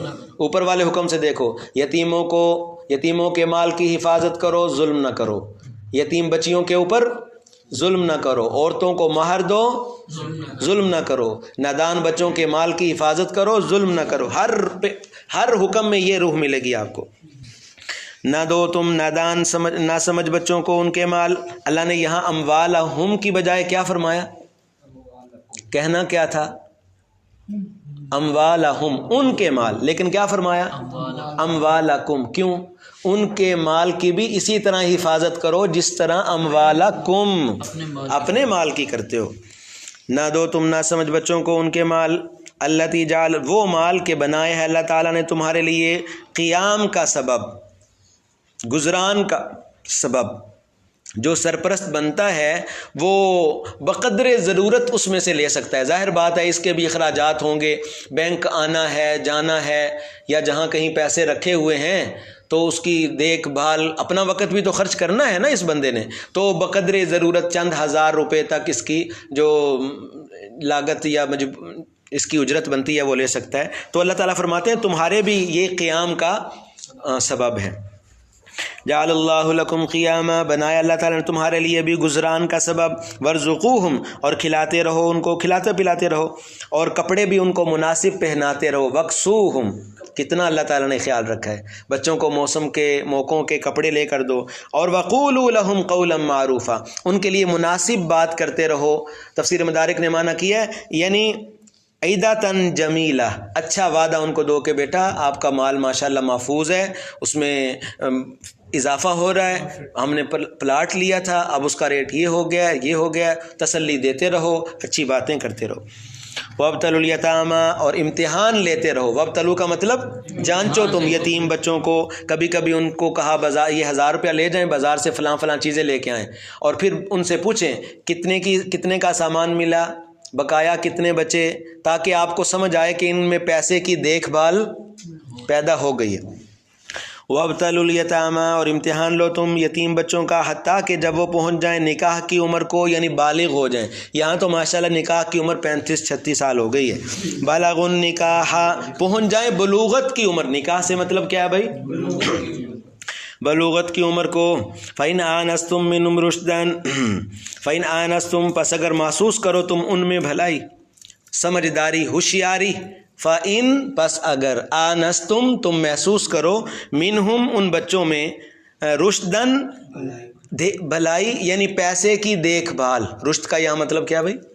پیسے کی دیکھ بھال، جمع تفریق ان کو آ گئی ہے تو بس ٹھیک ہے جی. فَادْفَعُوا إِلَيْهِمْ أَمْوَالَهُمْ، ان کے مال ان کے حوالے کر دو. سمجھ آ رہی ہے بھائی؟ فَادْفَعُوا، حوالے کر دو ان کی طرف ان کے مال کو. اور وَلَا تَأْكُلُوا، آگے آ رہا ہے کہ گواہ ضرور بنانا. کیا کرنا؟ ہاں، یہ نہیں کہ بعد میں لڑائی ہو جائے. وَلَا تَأْكُلُوهَا، اور نہ کھاؤ ان کے مالوں کو، اسرافاً، بلا ضرورت. اسراف کا مطلب بلا ضرورت ان کے مالوں کو نہ کھاؤ. وَبِدَارًا، اور جلدی جلدی کہ وہ کہیں بڑے نہ ہو جائیں. اَئِن يَكْبَرُوا، کہ کہیں وہ بڑے نہ ہو جائیں. اس اندیشے سے کہ وہ بڑے ہو جائیں گے تو اس سے پہلے ہی ان کا مال خرچ کر دو، گاڑی لے لو اور چیزیں لے لو، کہیں وہ بڑے ہو گئے تو وہ مطالبہ کریں گے. اللہ تعالیٰ فرماتے ہیں لا تاکلوها، نہ کھاؤ ان کے مالوں کو فضول خرچی کر کے. اور بدارن، جلدی جلدی کا مطلب ہے قبل الحاجت، ایک چیز کی ضرورت ہی نہیں ہے وہ لے لی. بدار کا مطلب ہے قبل الحاجت، اس خطرے سے کہ وہ بڑے ہو جائیں گے تو وہ مطالبہ کریں گے. ومن کان غنیا، جو سرپرست، من سرپرست کی طرف اشارہ ہے نا، کیا مطلب ہے؟ اور جو سرپرست مالدار ہوگا، غنیًا، مالدار ہوگا، کاسباً، اپنی کمائی والا ہوگا، فلیستعفف، وہ ان کے پیسے سے بچے. اور جو فقیر ہوگا، تنگ دست ہوگا، وہ کھا سکتا ہے ضرورت کے مطابق. بھائی جو سرپرست خود بے روزگار ہے، وہ 5-10 ہزار مہینے کا، اس لاکھوں روپے سے 10,000 روپیہ مہینے کا لے سبزی لا رہا ہے، یہ کر رہا ہے، وہ کر رہا ہے، تو اتنی اس کے لیے اجازت ہے. ومن کان فقیرا، جو تنگ دست ہوگا سرپرست تو وہ کھا سکتا ہے دستور کے مطابق. پس جب تم ان حوالے کرو ان کے، دفعتم کا مطلب حوالے کرو ان کے مالوں کو، تو گواہ بنا لو، موقع کے اوپر گواہ ہوں کہ بھائی فلاں تاریخ کو بھائی فلاں فوت ہوئے اور ان کا اتنا مال تھا، ہر مہینے تقریباً اتنا خرچ ہوتا رہا، یہ میرے پاس حساب کتاب ہے، آج اتنا بقایا ہے، یہ جناب ان کے حوالے، اور آپ سارے گواہ اس کے اوپر اپنے سائن کرو. ٹھیک ہے، تو بس اللہ کے حوالے. باقی اللہ تعالیٰ نے فرمایا خیال کرنا، زیرو آگے پیچھے نہ کرنا. وَكَفَى بِاللَّهِ حَسِيبًا، اصل کیلکولیشن اوپر ہو رہی ہے. وَكَفَى بِاللَّهِ حَسِيبًا، کافی ہے اللہ حساب لینے کے لیے. لِلرِّجَالِ، 5واں حکم ہے جی، ہر وارث کو اس کا حق دو. لِلرِّجَالِ نَصِيبٌ، مردوں کے لیے حصہ ہے اس سے جو وہ چھوڑ جائیں، والدین والاقربون، اور رشتہ دار. مردوں کے لیے بھی حصہ ہے جو چھوڑ جائیں رشتہ دار اور والدین. اور وللنساء، اور عورتوں کے لیے بھی حصہ ہے اس سے جو چھوڑ جائیں والدین اور رشتہ دار. عورتوں کا بھی حصہ ہے ماں باپ کے مال میں اور چیزوں میں. آگے اللہ نے کیا فرمایا، ذرا آنکھیں کھول کے پڑھو. مما قل منہ او کثر، اتنا بڑا لفظ اللہ نے نازل کیا ہے.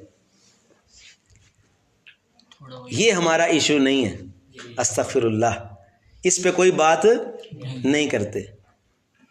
اور اسلام کے چند ایک اصول مذاق اڑایا ہوا ہے جی، استغفر اللہ العظیم. اچھا دیکھیں، مما قل منہ او کثر، چاہے میراث میں کوئی چھوٹی چیز ہو یا بڑی چیز ہو، ہر ایک چیز میں مردوں اور عورتوں، بچوں اور بچیوں کا حق ہے. جو بابا چھوڑ جائیں، جو ماں چھوڑ جائے، ہر چیز میں. یہ جو قل منہ مطلب یہ ہے چھوٹی سے چھوٹی چیز بھی کیا ہوگی، تقسیم ہوگی. بابا کی چھتری ہے، بابا کی وہ عصا ہے کھونڈی، بابا کی عصا ہے، بابا کی اینک ہے، بابا کی خوشبو ہے، ٹھیک ہے، اور اسی طرح بابا کے جوتے ہیں، جرابیں ہیں، موبائل ہے، چارجر ہے، اینک ہے، ہر چیز کیا ہوگی؟ تقسیم ہوگی۔ اپنا حق ایک دفعہ وراثت میں اڈاپٹ کریں، لیں، نہیں ضرورت جس کو مرضی دے دیں، جس بھائی کو ضرورت سمجھیں دے دیں، لیکن یہ نہ ہو کہ بس ہم بہت اچھی ہیں۔ اچھی ہو، اللہ نے آپ کو حق دیا ہے، اپنا حق ایک دفعہ لو نا۔ اصل میں یہ ہے کہ یہاں دیا ہی نہیں جاتا، اس معاشرے میں ہندوؤں کے ساتھ رہ رہ کے بس جہیز دے دیا۔ ہندوؤں میں یہ کلچر جہیز ہندوانہ کلچر ہے، بس بیٹی کو گھر سے نکالتے وقت اس کو دے دیا، بس اس کے بعد اس کا کوئی حق نہیں، فارغ، اس گھر سے تو فارغ۔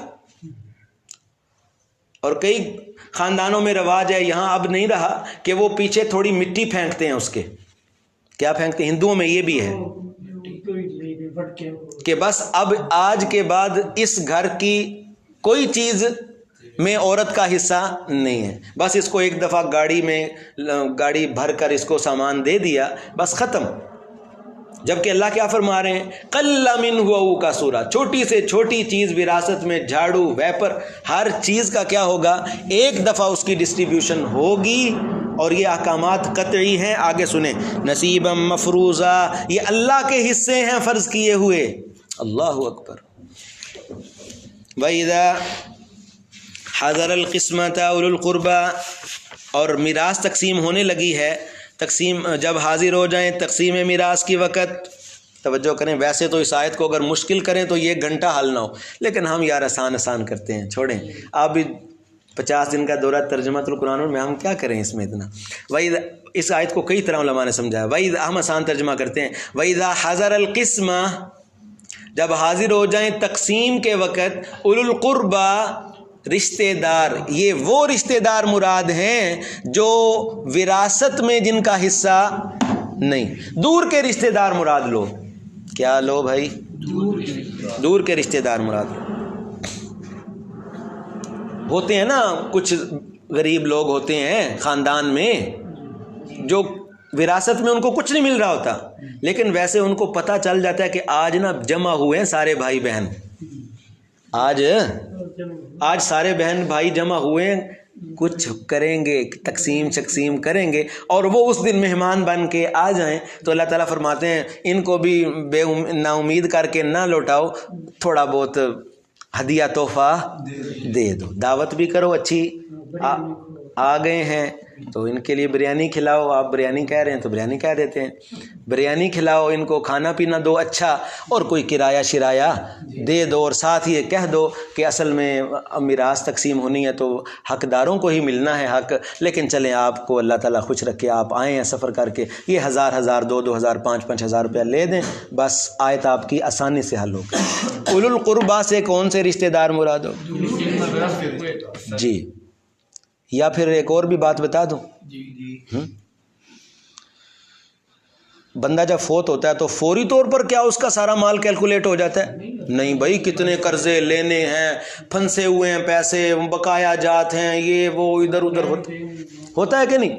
تو اللہ تعالیٰ سرپرست کو کہہ رہے ہیں، یہ دوسرا انداز ہے اس آیت کا، سرپرست کو اللہ تعالیٰ کہہ رہے ہیں کہ جو چھوٹے بھائی ہیں ان کی فیسیں دینی ہیں، ایڈمیشن کروانے ہیں، فلاں فلاں فلاں فلاں ہیں، تو ان کو اپنی طرف سے دیتے رہو، اور باقی ان کو کہو کہ فی الحال نا یہ میں اپنی طرف سے کر رہا ہوں، جب تقسیم صحیح طریقے سے، جب سارا مال جمع ہو جائے گا، ابھی وہاں سے لینے ہیں، وہاں سے کچھ دینے ہیں، کچھ لینے ہیں، انشاءاللہ تقسیم میراث پھر کریں گے۔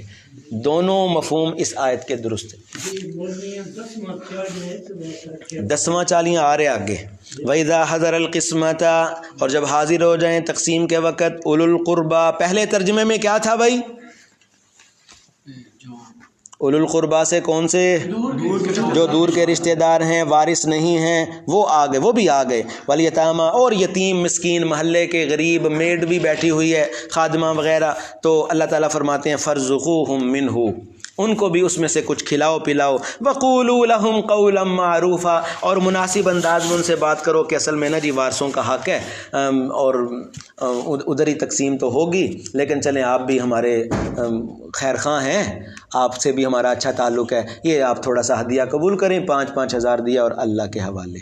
سمجھ آ گئی ہے ایک ترجمہ. دوسرا ترجمہ، جب حاضر ہو جائیں تقسیم کے وقت اولو القربا سے وہ رشتہ دار جو سرپرست جو وارث ہیں لیکن ابھی مالی معاملات پوری طرح نہیں اکٹھے ہوئے، سمجھ نہیں آئی ان کی، تو سرپرست کو حکم ہے کہ اس وقت اپنی جیب سے ان کو کھلاتے پلاتے رہو اور مناسب انداز میں ان سے بات کرو کہ بھائی ابھی تو اتنا ہی لو.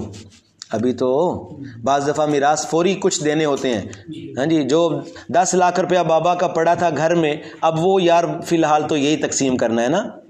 سمجھ آ گئی ہے نا. تقسیم کے وقت یہ وارث سارے جمع ہو گئے لیکن ابھی پوری تقسیم مکمل طور پر نہیں ہوئی، تو ان کو دو، بھائیوں کو موقعوں کے کپڑے لے کر دو وغیرہ وغیرہ. سرپرست کی ذمہ داری بن جاتی ہے نا. اور مناسب انداز میں ان سے بات کرو کہ اصل میں ابھی فلاں جگہ سے اتنا آنا ہے، فلاں جگہ سے اتنا. چلیں آگے. اللہ تعالیٰ وارثوں کو سمجھا رہے ہیں کہ دیکھو وارثوں، اگر تم فوت ہو جاؤ، جو سرپرست بنا ہے نا، بڑا بھائی بنا ہے یا چچا ہے یا دادا ہے یا ماموں ہے، اس کو کہا جا رہا ہے اے سرپرست، اگر تم فوت ہو جاؤ اور تمہارے بچے چھوٹے چھوٹے ہوں تو تمہارا کیا خیال ہے؟ ان سے اچھا سلوک ہونا چاہیے یا برا؟ تمہارا اپنے بچوں کے بارے میں سوچو. تم یہی چاہتے ہو کہ ان سے اچھا سلوک ہو، تو آج اس کے بچوں سے بھی اچھا سلوک کرو. خلاصہ سمجھ آ رہا ہے؟ کسی پر ظلم نہ کرو. وَلْيَخْشَ الَّذِينَ، اور چاہیے کہ ڈریں وہ لوگ، لَوْ تَرَكُوا، کہ اگر چاہیے ڈریں وہ لوگ جو اب وارث بنے ہیں، وہ اس بات سے ڈریں کہ اگر یہ چھوڑ جاتے، لَوْ تَرَكُوا، اگر یہ چھوڑ جاتے اپنے پیچھے اولاد کمزور، ذریۃ ضعافا، اولاد کمزور، تو اندیشہ کرتے ہیں نا یہ ان پہ، خافوا علیہم، اندیشہ کرتے ہیں نا یہ ان پہ، تو انہیں چاہیے کہ یہ یتیموں کے مال میں اللہ سے ڈریں اور مناسب انداز میں ان سے بات کریں. وَلْيَقُولُوا قَوْلًا سَدِيدًا. آگے زجر اور ڈانٹ آ رہی ہے، اور حضرت یہ ڈانٹ مسلمان کہلانے والوں کو ہے. یتیموں کا مال نہ کھانا، بہنوں کا مال نہ کھانا، ٹھیک ہے، اور ظلم نہ کرنا. ان الذین یاکلون اموال الیتامی، اور اسی طرح ہمارے معاشرے میں جو ظالمانہ رسمیں رائج ہیں، تیجا کے نام سے، 7واں 10واں اور 40واں اور بہت ساری مختلف قسم کا جو ملا ٹیکس ہے، کیا ہے اس کا نام کیا ہوتا ہے جی؟ ملا ٹیکس، ٹھیک ہے، اس کے اوپر رد ہے آیت نمبر 10 میں. اور فرمایا یہ لوگ جو یتیموں کا مال کھا رہے ہیں، اگر کسی کو زیادہ شوق ہے ایصال ثواب کا تو بالغ ورثہ اپنا سارا مال صدقہ کر دیں. کہیں تسلی ہونی تھا. ایصال ثواب لوگ ہمارے بن گئے ایصال ثواب نہیں مانتے. میں کیا بتا رہا ہوں، اگر کسی کو اپنے ابا سے زیادہ پیار ہے، ماما سے زیادہ پیار ہے، تو وہ اپنا سارا مال صدقہ کر دیں، ادھر مدرسے میں لے آئیں، دینی ادارے میں دے دیں. میں نے کیا کہا کہ ایصال ثواب نہیں کرنا؟ کیا کہا ہے میں نے کہا سارا کرو، سارا مال ایصال ثواب کرو. لیکن جو بچے جو وارث نابالغ ہیں، نابالغوں چھوٹے بہن بھائی، ان کا ایک پیسہ بھی کوئی سرپرست ایصال ثواب کے لیے خرچ نہیں کر سکتا. یہ مسئلہ ہے. اور ہمارے ہاں کتنا ظلم ہے اس معاشرے میں، بیوہ پہ ظلم ہے. اس کو مولوی صاحب کا پیغام آتا ہے کہ تیرا خاوند پھنسا ہوا ہے، رات مجھے خواب آئی ہے، ہاں رات مجھے خواب آئی ہے، اور اس کے جوتے ٹوٹے ہوئے تھے، مطلب یہ ہے کہ جوتی مجھے بھیج دو. اس کے کپڑے پھٹے ہوئے تھے، اتنے سوراخ تھے، مطلب، اور وہ لوگ سادے وہ سوٹ بھیج دیتے ہیں. اس کو سردی لگ رہی تھی، چادر آ گئی. تو جو لوگ یتیموں کا مال ناجائز طریقے سے ہڑپ کرتے ہیں، وہ یہ سمجھیں کہ اپنے پیٹ میں آگ بھر رہے ہیں.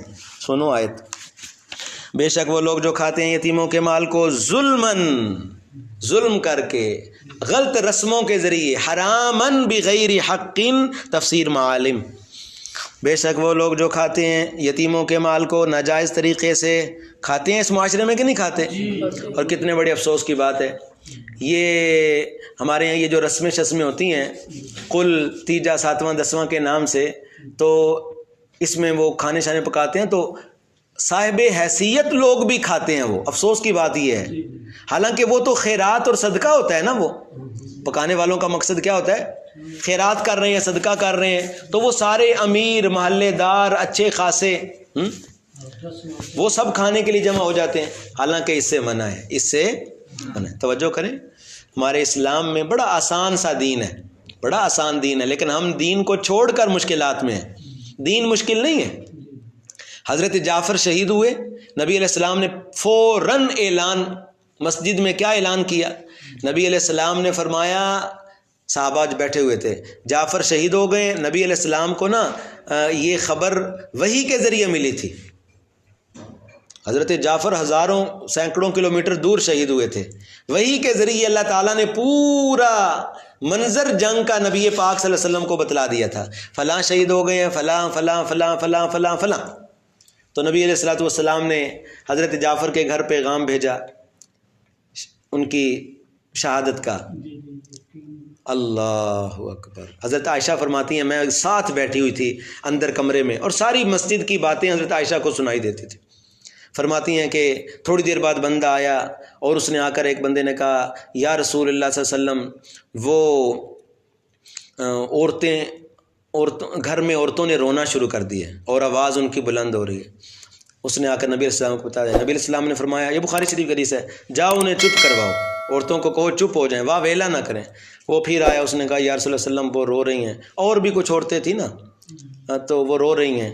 تو نبی علیہ السلام نے پھر کہا جاؤ ان کو چپ کراؤ۔ وہ بندہ تیسری دفعہ پھر آ گیا۔ حضرت عائشہ فرماتی ہیں، بخاری شریف کی حدیث ہے، میرا دل کر رہا تھا اندر سے، یہ جو بار بار آ کے نبی علیہ السلام کو بتاتا ہے، میں اس کے منہ میں مٹی ڈال دوں، اس کے منہ میں مٹی ڈال دوں، کہ نہ تو ان کو چپ کرواتا ہے اور ادھر آ کے بار بار نبی پاک صلی اللہ علیہ وسلم کو پریشان کرتا ہے، شکایت لگاتا ہے۔ سمجھ آ رہی ہے؟ تو میرا دل یہ کیا کہ میں اس کے منہ میں مٹی ڈال دوں۔ اچھا، نبی علیہ السلام نے اگلا اعلان کیا کیا؟ آپ نے فرمایا جعفر کے گھر والوں کے لیے کھانا تیار کرو، رشتہ داروں کو، محلے داروں کو، دوستوں کا یہ حق ہے کہ میت والے گھر کے لیے کھانے کا انتظام کریں، بندوبست کریں۔ یہ نہیں کہ ان کے گھر کھانا ختم ہو گیا ہے، صرف یہ کہ فَإِنَّهُ أَتَاهُمْ مَا يُشْغِلُهُمْ، ان کو ایک مصیبت آئی ہوئی ہے اور وہ کھانے پکانے کی اس پوزیشن میں نہیں ہے۔ سمجھ آ گئی؟ اسلام کا تو یہ حکم ہے، جس گھر میں تکلیف مصیبت آئے ان کے لیے کچھ انتظام کھانے کا کرو۔ اور ہمارے ہاں اپنے کچن کو تالا لگا کے، اچھا جی پھر انشاءاللہ 2-3 دن ادھر ہی چلے گا۔ ان الذین یاکلون اموال الیتامی، یہ بالکل مناسب نہیں ہے، اور بعض علماء اس کھانے کو مکروہ کہتے ہیں اور بعض حرام کہتے ہیں۔ ٹھیک ہے، اگر آپ اپنے گھر پہنچ سکتے ہیں، میت والے گھر سے اپنے گھر پہنچ سکتے ہیں کھانے کے ٹائم پر، تو وہاں سے کھانا بالکل مناسب نہیں ہے میت کے گھر سے۔ سمجھ رہے ہیں کہ نہیں سمجھ رہے؟ ہاں جی۔ اور ایک دفعہ اگر آپ تعزیت کر آئے ہیں تو چلیں، اگر آپ زیادہ ان سے کلوز ہیں، تعلق زیادہ ہے، تو کوئی بات نہیں، آپ دوسری دفعہ چلے جائیں، کوئی بات نہیں، آپ تیسری دفعہ چلے جائیں۔ لیکن ہمارے ہاں جو لازمی سمجھا گیا ہے کہ ایک دفعہ جنازہ پڑھ کے فوتگی کے پہلے دن روٹی کھا کے چلے جانا، اور پھر تیسرے دن لاؤ لشکر سمیت پھر حملہ آور ہونا، اور کوئی پوچھے کہاں جا رہے ہو تو پنجابی میں کہتے ہیں مکان جا رہے ہیں۔ پنجابی میں ہمارے کیا کہتے ہیں؟ یعنی جو کچھ ان کے گھر میں دانے بچ گئے ہیں، انشاءاللہ آج ان کا خاتمہ بالخیر کریں گے۔ سمجھ آ رہی؟ مکان جا رہے ہیں، کوئی ضروری نہیں ہے تیسرے دن دوبارہ حملہ آور ہونا ان بیچاروں کو۔ تیسرے دن پھر گاڑیاں نئے سرے سے، اور باہر سے ہنستے ہنستے، اور قریب آ کے دونوں ہاتھ سر کے اوپر رکھ کے مخصوص قسم کا ایک ساؤنڈ چلا دینا۔ سمجھ آ گئی کہ نہیں؟ مخصوص سانگ ہے ان کا خاص طور پہ، اللہ سمجھ دے۔ ان الذین یاکلون اموال الیتامی، بے شک وہ لوگ جو یتیموں کے مال ناجائز طریقے سے کھاتے ہیں، حرام طریقے سے، بے شک وہ اپنے پیٹ میں آگ بھر رہے ہیں اور عنقریب جہنم میں داخل ہوں گے۔ آگے جی چھٹا حکم ہے، اور یہ میراث کی تقسیم کے متعلق تفصیلی حکم ہے۔ میراث کی تقسیم کے متعلق قرآن مجید کی سب سے تفصیلی آیت ہے یہ۔ میراث انہیریٹنس کیسے ڈسٹریبیوٹ ہوگی، میراث کیسے تقسیم ہوگی، اس میں پورا اللہ تعالیٰ نے بتلایا ہوا ہے. اور میں نے اس سبق کے شروع میں بھی دو دفعہ یہ بات واضح کر چکا ہوں کہ اسلام نے کسی پر ظلم نہیں کیا، عدل کیا ہے. کیا کیا ہے؟ عدل. جس کو جتنی ضرورت ہے اس کو اتنا ملنا چاہیے. بھائی بہن میں سے بھائی کو ڈبل دیا ہے، بھائی کو 1000 ملے گا، 1500 ہے ترکہ میں تو بھائی کو کتنا ملے گا؟ 1000، بہن کو 500. یہ اسلام کا عدل ہے. اسلام کا عدل ہے. جس کو جتنی ضرورت ہے اس کو اتنا ملے گا. بھائی کو زیادہ ضرورت ہے، اس نے سارے خرچے باہر کے کرنے ہیں، اور اسلام کی یہ خوبصورتی ہے کہ اس نے عورت کو بھی حصہ دیا. اور جو لوگ اسلام پر اعتراض کرتے ہیں انہوں نے دیا عورت کو حصہ. اعتراض مفت کا، اسلام مفت کا بدنام ہے. تم عورت کو حصہ دیتے ہو میراث میں، بدنام کیوں کرتے ہو اسلام کو؟ بعض صورتوں میں ابھی اسی اگلی 2 آیتوں میں پڑھیں گے. صرف یہ نہیں ہے کہ اچھا ایک نظریہ کفار کا ہے، مساوات ہونی چاہیے، بس برابری ہونی چاہیے، مرد اور عورت میں برابری، مرد اور عورت میں برابری. ایک مساوات ہوتی ہے اور ایک عدل ہوتا ہے. عدل یہ ہے جس کو جتنا حق ہے اس کو اتنا دو. جس کو جتنی ضرورت ہے، مرد کو زیادہ ضرورت ہے، اس نے باہر کے سارے خرچے چلانے ہیں، اس نے عورت کی ساری ذمہ داری اٹھانی ہے. ایسے ہی ہے نا؟ اس کے باوجود عورت کو حصہ ملا ہے. یہ اسلام کا عدل ہے. عورت پر زندگی کے کسی موڑ پہ، چاہے وہ بیٹی ہے، پھر چاہے وہ بیوی ہے، چاہے وہ ماں ہے، کسی موڑ پر اس کے نازک کاندھوں پر اسلام نے معاشی ذمہ داری نہیں ڈالی، اسے آزاد چھوڑا ہے. اور معاشی کمائی کی ساری ذمہ داری اللہ نے کس کے کاندھوں پہ ڈالی ہے؟ مرد کے. باپ ہے، ایک وقت تک باپ کی ذمہ داری ہے، اگلے گھر چلی گئی اب وہ خامند کی ذمہ داری ہے. اولاد ہو گئی، اولاد کی ذمہ داری ہے، اس کے کندھے آزاد ہیں. اس کے باوجود عورت کو حق دیا. یہ اسلام کا حسن ہے. لیکن پھر بھی اس کے باوجود انہی اگلی 2 آیتوں میں 2 مسئلوں میں آپ پڑھیں گے مرد اور عورت میں ایکویلٹی ہے، ایک جتنا حصہ ہے. بچہ فوت ہو جاتا ہے، ماں باپ کو برابر ملے گا، 1/6 1/6 1/6 1/6. سمجھ آ گئی کہ نہیں؟ اسی طرح کلالہ کے مسئلے میں بھی 1/6 دونوں بہن بھائیوں کو ایک جتنا ملے گا. سب کچھ اسلام نے بیان کیا ہے. اسلام سب سے خوبصورت دین ہے.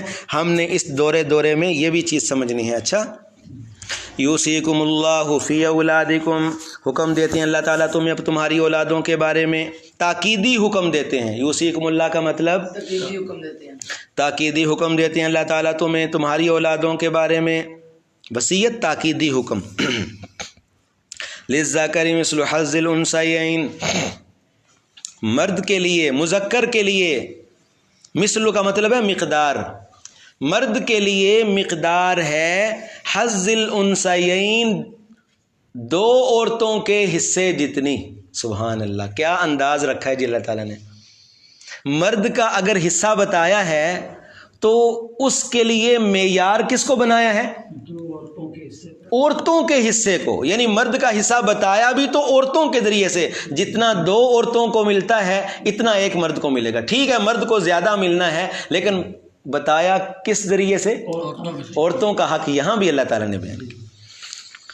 مذکر کے لیے مقدار ہے، مثل کا معنی مقدار، مذکر کے لیے مقدار ہے 2 عورتوں کے حصے جتنی.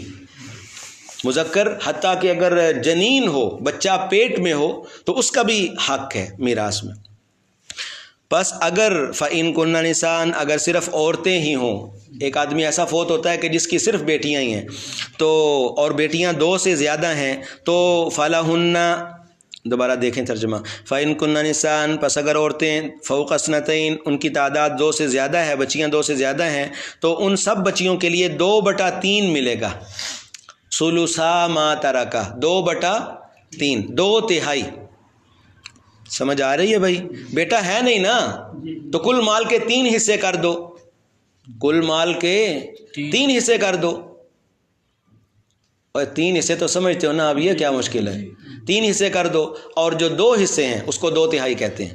لاکھ ہے 33 ہزار، ٹھیک ہو گیا، اور جو 2 بنتے ہیں، ٹھیک ہے نا، اوپر 300 پوائنٹ جو ہیں وہ کر کے وہ ان بچیوں کے ہو جائیں گے اور باقی رشتہ داروں کو ملیں گے۔ اس میراث کے علم کو علم الفروض کہا جاتا ہے، اور نبی پاک صلی اللہ علیہ وسلم نے اس میراث کے علم کو سیکھنے کی ترغیب دی ہے۔ کیا دی ہے؟ میراث کے علم کو سیکھنے کی ترغیب دی ہے اور اس کی فضیلت بیان کی ہے، اور نبی پاک صلی اللہ علیہ وسلم نے صحیح حدیث مبارکہ میں اس کو نصف علم قرار دیا ہے۔ کیا قرار دیا بھائی؟ نصف علم، آدھا علم اس کو قرار دیا ہے۔ اور ابھی تو ماشاءاللہ موبائل میں ایپس آ گئی ہیں، آپ حصے ڈالیں، آپ کو میراث تقسیم کر کے ہر مذہب کے مطابق حنفی، شافی، مالکی، حنبلی 1 سیکنڈ میں وہ میراث بتا کے باہر کر دیں۔ سمجھ آ گئی؟ 1 سیکنڈ بھی نہیں لگتا ہے۔ یہ بڑا مشکل علم جو ہے، اتنا بھی خیر مشکل نہیں ہے، لیکن توجہ اور دماغ مانگتا ہے۔ لیکن آج کل یہ موبائل نے کام بڑے آسان کر دیے۔ دیکھیں بھائی، آسان بھی کر دی ہیں، نقصان بھی کر دی ہے۔ لوگ کہتے ہیں بس موبائل سے کر لیں گے۔ فَإِن كُنَّ نِسَاءً، اگر ہوں عورتیں 2 سے زیادہ، فَلَهُنَّ، تو ان کے لیے 2/3 ہے جو وہ مرحوم چھوڑ جائے۔ وَإِن كَانَتْ وَاحِدَةً، اور اگر ایک ہی بیٹی ہے کسی کی تو اسے کل مال کا آدھا ملے گا، فَلَهَا النِّصْفُ۔ اب یہاں دیکھو مرد اور عورت برابر ہو گئے ہیں۔ بچہ فوت ہوا ہے، لڑکا، دکان تھی، کاروبار تھا، لڑکا فوت ہو گیا ہے، اب اس کے ماں باپ کو چھٹا ملے گا، 1/6 1/6۔ وَلِأَبَوَيْهِ، چھٹا حصہ ملے گا، اور اس کے والدین کے لیے، مرحوم کے، اور آباویہ کی ہی ضمیر سے مراد مرحوم ہے، اور اس مرحوم کے والدین کے لیے، ہر ایک کے لیے ان میں سے چھٹا حصہ ہے اس سے جو وہ چھوڑ جائے، جو وہ مرحوم لڑکا بیٹا چھوڑ جائے۔ یہ اس صورت میں چھٹا ملے گا کہ اگر اس کا بچہ ہو، وہ صاحب اولاد ہو، بیٹا شادی شدہ تھا، فوت ہو گیا، اولاد بھی اس کی تھی، تو اب اس بیٹے کے ماں باپ کو کتنا ملے گا؟ 1/6 1/6، کل مال کا چھٹا حصہ کر لینا یہ۔ فَإِن لَمْ يَكُن لَهُ وَلَدٌ، اور اگر اس کے لیے بیٹا نہ ہو، شادی شدہ تھا، بیٹا نہیں تھا، یا شادی شدہ ہی نہیں تھا، فَإِن كَانَ لَهُ فَإِن لَمْ يَكُن لَهُ وَلَدٌ، اگر اس کے لیے بیٹا نہ ہو اور صرف ماں باپ وارث بن رہے ہوں، وَوَارِثُهُ أَبَوَاهُ، اور ماں باپ اس کے وارث بن رہے ہوں، تو اس صورت میں ماں کو تیسرا حصہ ملے گا، فَلِأُمِّهِ الثُّلُثُ، باقی باپ کو ملے گا۔ فَإِن كَانَ لَهُ إِخْوَةٌ، پس اگر اس کے لیے بھائی ہوں، اس مرنے والے کے بھائی ہوں، تو اس صورت میں ماں کو چھٹا ملے گا، فَلِأُمِّهِ السُّدُسُ، ماں کو چھٹا حصہ ملے گا بعد وصیت کے۔ یہ جو میراث کی تقسیم ہوگی نا جی، میراث کی تقسیم تیسرے نمبر پہ ہے، میراث کی تقسیم تیسرے نمبر پہ ہے۔ پہلے کیا ہے؟ من بعد وصیت، اگر مرحوم نے کوئی وصیت کی ہے تو اس کو پورا کیا جائے گا، یا اگر قرض ہے تو وہ ادا کیا جائے گا۔ سمجھ رہے ہیں؟ یہ آیت بار بار آئے گی، من بعد وصیت یوصی بہا او دین، آگے بھی آئے گی 2 دفعہ۔ توجہ ذرا کریں، بندہ جب فوت ہوتا ہے تو اس کے مال کی تقسیم کا طریقہ کار یہ ہوتا ہے، سب سے پہلے اس کے مال میں سے اس کے کفن دفن کا خرچہ نکالا جاتا ہے۔ 15-20 ہزار روپیہ ادھر لگ گیا، سمجھ آ گئی؟ تجہیز و تکفین۔ دوسرے نمبر پر ہوتا ہے قرض کی ادائیگی۔ دوسرے نمبر پہ کیا ہوتی ہے؟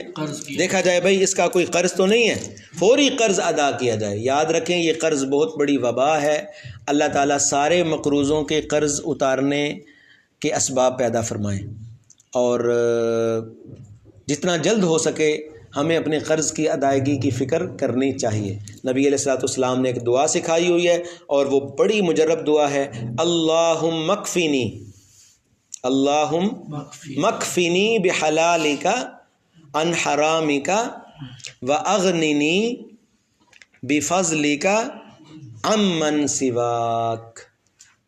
دوبارہ پڑھتا ہوں، اللہم مکفینی بحلالک عن حرامک واغننی بفضلک عمن سواک۔ اور فرمایا اگر پہاڑوں جتنا بھی قرض ہوگا، اللہ اس دعا کی برکت سے وہ اس کی ادائیگی کا انتظام کر دیں گے۔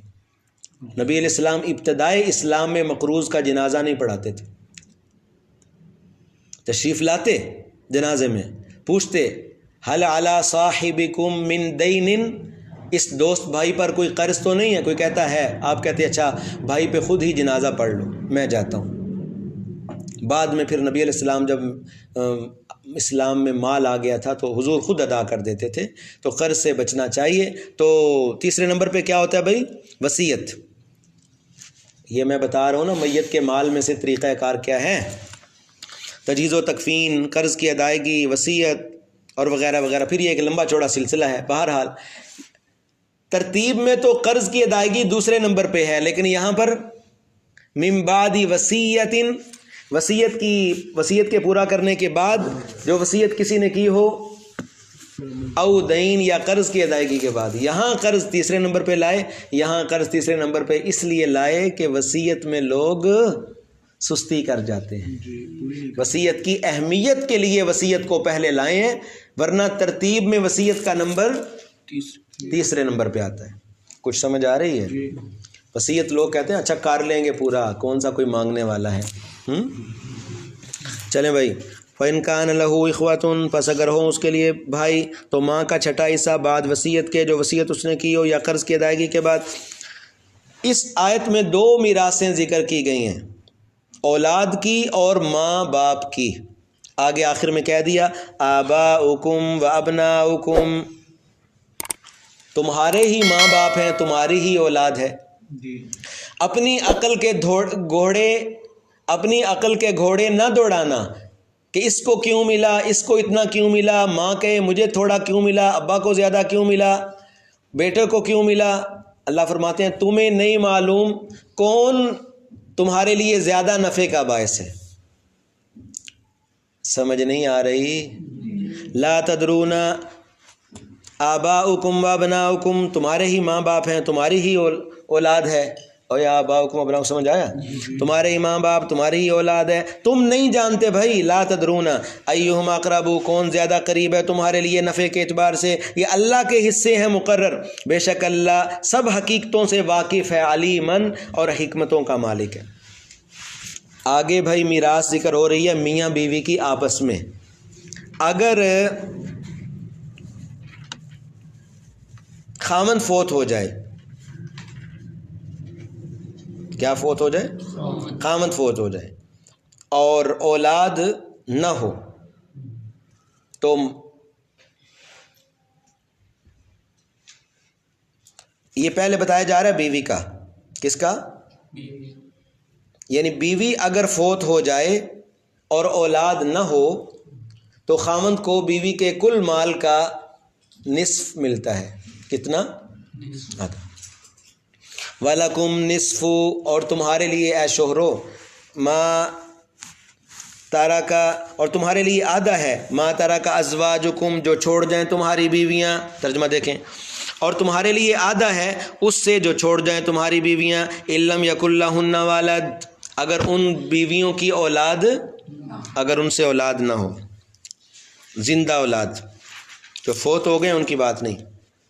فَإِنْ كَانَ لَهُنَّ وَلَدٌ، پس اگر ان کے اولاد ہو، یعنی بیویوں کی اولاد ہے، اس آدمی کی اولاد ہے، تو بچوں کو بھی تو ملنا ہے نا، تو پھر خامند کو نصف نہیں ملے گا۔ فَلَكُمُ الرُّبُعُ، پھر تمہارے لیے چوتھائی مال ہوگا، کل مال کا چوتھا حصہ۔ جو بیوی چھوڑ گئی ہے زیور وغیرہ وغیرہ، تو کل مال کا چوتھا حصہ کسے ملے گا بھائی؟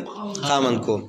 فَإِنْ كَانَ لَهُنَّ وَلَدٌ، اگر ان کی اولاد ہے تو تمہارے لیے چوتھائی حصہ ہے اس سے جو وہ چھوڑ جائیں، لیکن یہ بھی بعد وصیت کے، جو ان عورتوں نے وصیت کی ہو، کوئی نیکی کی یا وہ قرض کی ان کے ذمہ کوئی ادائیگی ہو، وہ کر کے جو بچے اس میں سے چوتھا تمہارا۔ آگے جی اگلی صورت یہ ہے کہ خامند فوت ہو جائے، بیویوں کو کتنا ملے گا؟ اس کی بھی دو صورتیں ہیں، خامند فوت ہوا ہے، اولاد تھی یا اولاد نہیں تھی۔ اگر اولاد نہیں تھی تو بیوی کو خامند کے کل مال کا چوتھا حصہ۔ اگر اولاد نہیں تھی اور 1 کروڑ روپیہ چھوڑ کے وہ چلا گیا تو بیوی کو کتنا ملے گا؟ 25 لاکھ، ٹھیک ہے۔ اور اگر اولاد تھی، اولاد ہو چکی ہے، خامند فوت ہو گیا ہے، تو بیوی کو خامند کے مال کا 8واں حصہ، 12.5 لاکھ روپیہ۔ کچھ سمجھ آ گئی کہ نہیں؟ ہاں جی۔ وَلَهُنَّ الرُّبُعُ، اور ان عورتوں کو چوتھا حصہ ملے گا، عورتوں کو चौथा। वलहुन्न रुबउ, और उन औरतों को चौथाई हिस्सा मिलेगा उससे जो तुम छोड़ जाओ ए खामदो, इल्लम यकुल लकुम वलद, अगर तुम्हारे लिए औलाद न हो तो बीवियों को चौथा मिलेगा। फ़इन कान लकुम वलद, और अगर तुम्हारे लिए औलाद हो तो उनको 8वां हिस्सा मिलेगा, उनको 8वां हिस्सा मिलेगा, 8वां हिस्सा मिलेगा उनको उस माल से जो तुम छोड़ जाओ। लेकिन ये भी वसीयत के बाद है, बार बार आ रहे हैं ना, वसीयत की अदायगी के बाद जो तुमने की हो या कर्ज की अदायगी के बाद। अगला मसला, बाज़ औक़ात एक बंदा ऐसा फोत होता है कि जिसके माँ बाप जिंदा नहीं होते, माँ बाप दोनों जिंदा नहीं होते, ये नहीं कि होते नहीं हैं, माँ बाप जिंदा नहीं होते, फोत हो चुके होते हैं जंग वगैरह में या हादसे में या जो भी हुआ। और आगे अल्लाह की शान ये है कि उसकी कोई औलाद भी जिंदा नहीं होती। ऐसे शख्स को शरीयत में कलाला बोलते हैं। क्या बोलते हैं? कलाला। कलाला बस जिसके ना कोई ऊपर है ना कोई नीचे है, बस अल्लाह वाले बंदे हैं, ठीक है। तो कलाला हिया इनक़िताउन नस्ल ला मुहाला, जिसकी नस्ल भी आगे नहीं है, शादी नहीं की है, हालात नहीं बने हैं, मामलात नहीं हुए हैं, औलाद भी कोई नहीं, माँ बाप भी कोई नहीं। कल्ले से कलाला। जी, कल्ले से कलाला कर लो, आप इस तरह समझ लें, कल्ला कलाला, ऊपर नीचे कोई नहीं है। ला वालिदा यबका वला मौलूद, ला वालिदा यबका वला मौलूद फनक़ता अल अबनाउ वल जुदूद, ना ऊपर है कोई, नीचे है ना कोई भी नहीं, बस कोई एक बहन है दूर कहीं किसी शहर में रहती है, या कोई भाई एक आधा है, बस इस तरीके से, समझ आई। अगर ये फोत हो गया, इसका माल किधर जाएगा? इसके तो ना ऊपर है ना नीचे, तो इसकी मीरास की तकसीम का तज़किरा अल्लाह ने बताया। व इन कान रजुलन, और अगर हो वो आदमी, तवज्जो करना, यूरसु, जिसकी मीरास तकसीम हो रही है, यूरसु, जिसकी मीरास तकसीम हो रही है, वो आदमी कलाला हो। क्या हो भाई? कलाला। या कोई औरत ऐसी कलाला हो, औरत भी तो हो सकती है ना, माँ बाप फोत हो चुके हैं, बस एक भाई है एक बहन है और आगे शादी नहीं हुई, बच्चे कोई नहीं, वगैरह वगैरह। या कोई औरत ऐसी हो और उसका भाई हो या बहन हो, तो इन भाई बहन हर एक को छठा हिस्सा मिलेगा। यहाँ भी बराबरी है, भाई बहन में क्या आ गई है, हर एक को छठा हिस्सा मिलेगा। बस अगर वो एक से ज़्यादा हो, क्या हो भाई, अक्सर मिन ज़ालिका, ज़्यादा हो इससे, तो सब के सब 1/3 माल में शरीक हो जाएंगे। शुरका फी सुलुस, बाद वसीयत के, जो वसीयत की गई हो या कर्ज़ की अदायगी के बाद। गैर मुज़ार, ये जो गैर मुज़ार का लफ्ज़ है, ये सारी सूरत के हुक्मों के साथ लगता है। किसी को तकलीफ़ देने वाले ना बनो, ये गैर मुज़ार ऐसे नहीं है। गैर मुज़ार, कूनू गैर मुज़ार, ये खबर है, काना अपने इसम समेत हज़फ है। गैर मुज़ार, तकलीफ़ देने वाले ना बनो, ये सब अल्लाह के हुक्म हैं, वसीयत मिन अल्लाह, और अल्लाह जानने वाले, हिकमत वाले हैं, बुर्दबार हैं, हलीम। तिल का हुदूदुल्लाह, अल्लाह ने अपना कानून बयान करके आखिर में फरमाया ये अल्लाह की रिट है। और रिट समझते हो, बड़ा लफ्ज़ सुना हुआ है, ये हमारी रिट है, ये हमारा आर्डर है। तिल का हुदूदुल्लाह, ये अल्लाह की रिट और अल्लाह का हुक्म है। और बशारत भाई मानने वालों के लिए, जो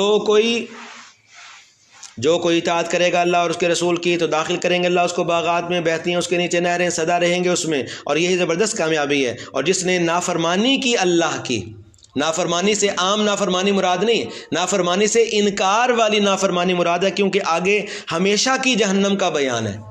आम गुनाहगार हमेशा के जहन्नम में नहीं होगा। हमेशा की जहन्नम में कौन जाएगा? मुशरिक काफिर जाएगा, जिसने इस्लाम का इनकार किया। तो यहाँ वमन यासिल्लाह, जो अल्लाह और उसके रसूल की नाफरमानी करे, से आम नाफरमानी मुराद नहीं है, नाफरमानी का कामिल दर्जा कुफ्र मुराद। और जो कोई भी इनकार करेगा, नाफरमानी करेगा अल्लाह की और उसके रसूल की, अल इस्यान हुना अशिर्क, इमाम ज़हाक फरमाते हैं कि यहाँ इस्यान से मुराद शिरक है। और जो कोई अल्लाह और उसके रसूल की नाफरमानी करे और तजावुज़ करे या तअद्दा अल्लाह की हुदूद से, तो अल्लाह उसे दाखिल करेंगे आग में, सदा उसमें रहेगा, और उसके लिए रुस्वाकुन अज़ाब मुहीन। कितने अहकामात हो गए भाई? 6 अहकामात हो गए। कुल कितने हैं? 16। मकसद क्या है? जुल्म ना करो, हर हुक्म का ये मकसद है। आगे 7वां हुक्म है भाई, ये 7वां हुक्म ये है कि جن عورتوں سے کوئی برائی ہو، جن عورتوں سے کوئی برائی ہو، بدکاری کی تمہیں خبر ملے، مردوں کو کہا جا رہا ہے فی الحال انہیں گھر میں قید رکھو۔ کیا رکھو؟ یہاں تک کہ اللہ اپنا کوئی حکم نازل کر دے۔ یہ جو حکم ابھی پڑھنے لگے ہیں آپ، یہ معلق تھا۔ کیا تھا؟ یعنی ایک وقت تک یہ حکم دیا گیا ہے کہ انہیں قتل نہ کرو۔ ایسے نہیں کہ کسی عورت کے بارے میں کوئی جھوٹی سچی خبر اڑے اور اس کے وارث غیرت کے نام پہ قتل کر دیں۔ سنتے رہتے ہیں آپ، غیرت کے نام پہ بچی کو قتل، غیرت کے نام پہ عورت کو قتل، غیرت کے نام پہ بیوی کو قتل، نہیں، بلکہ اللہ تعالیٰ نے فرمایا جن عورتوں کے بارے میں تمہیں کوئی ایسی خبر ملے کہ انہوں نے بے حیائی کا ارتکاب ان سے ہو گیا ہے تو ان کو فی الحال فوری طور پہ گواہ بناؤ اور ان کو گھروں میں روک کر رکھو یہاں تک کہ وہ خود فوت ہو جائیں یا اللہ ان کے بارے میں کوئی فیصلہ فرما دے۔ یعنی آیت کے اندر ہی سمجھ آ گئی کہ ابھی کوئی فیصلہ آنا ہے، ابھی کوئی حکم آنا ہے۔ اور پھر جب سورۃ نور کے احکامات آئے 18ویں پارے میں، تو اس وقت یہ آیت جو ہے وہ ایبروگیٹ ہو گئی، منسوخ ہو گئی۔ چلیں جی واللاتی یاتین الفاحشۃ، اور سمجھ آ گئی ہے بھائی؟ اب نہیں ہے یہ حکم، اب نہیں ہے یہ حکم، یہ ایک خاص وقت تک تھا اور اس وقت کے بعد یہ منسوخ ہو گئی۔ واللاتی یاتین الفاحشۃ من نسائکم، تو اس آیت میں خود بتایا گیا کہ یہ ایک وقت تک ہے، تو کوئی مسئلہ ہی نہیں ہے، خود بتایا گیا کہ ابھی ایک حکم اور آنا ہے۔ اور پھر وہ حکم آ گیا، نبی علیہ السلام نے صحابہ کو اعلان کیا خذوا عني، آؤ آؤ مجھ سے سیکھ لو، آؤ آؤ مجھ سے سیکھ لو۔ اللہ نے عورتوں کے لیے سبیل بنا دی ہے۔ اس آیت میں یہی ہے، ترجمہ ذرا پڑھیں نا۔ واللاتی، اور وہ عورتیں، یاتینا، جو ارتکاب کریں۔ یہ ترجمہ انشاءاللہ ایسا آسان ہوگا کہ آپ کو بالکل آسان لگے گا، بہت آسان ترجمہ ہے ہمارا الحمدللہ۔ واللاتی، اور وہ عورتیں، بعض تو اردو ترجمے پرانے ہو چکے ہیں، بندہ پڑھے تو سمجھ ہی نہیں آتی ہے کہ کہنا کیا چاہتے ہیں، مشکل ہو گئے ہیں نا، تو آسان ترجمہ ہے یہ۔ واللاتی، اور وہ عورتیں، یاتینا، جو ارتکاب کریں، یاتینا، جو ارتکاب کریں، الفاحشۃ، بے حیائی کا، زنا کا، من نسائکم، تمہاری عورتوں میں سے، تو ان کے اوپر گواہ بنا لو 4۔ کتنے؟ فاستشہدوا، کتنے وٹنس ہونے چاہیے؟ 4۔ گواہ بنا لو ان کے اوپر، اربعۃ منکم، اپنے مسلمانوں میں سے 4، مردوں میں سے 4۔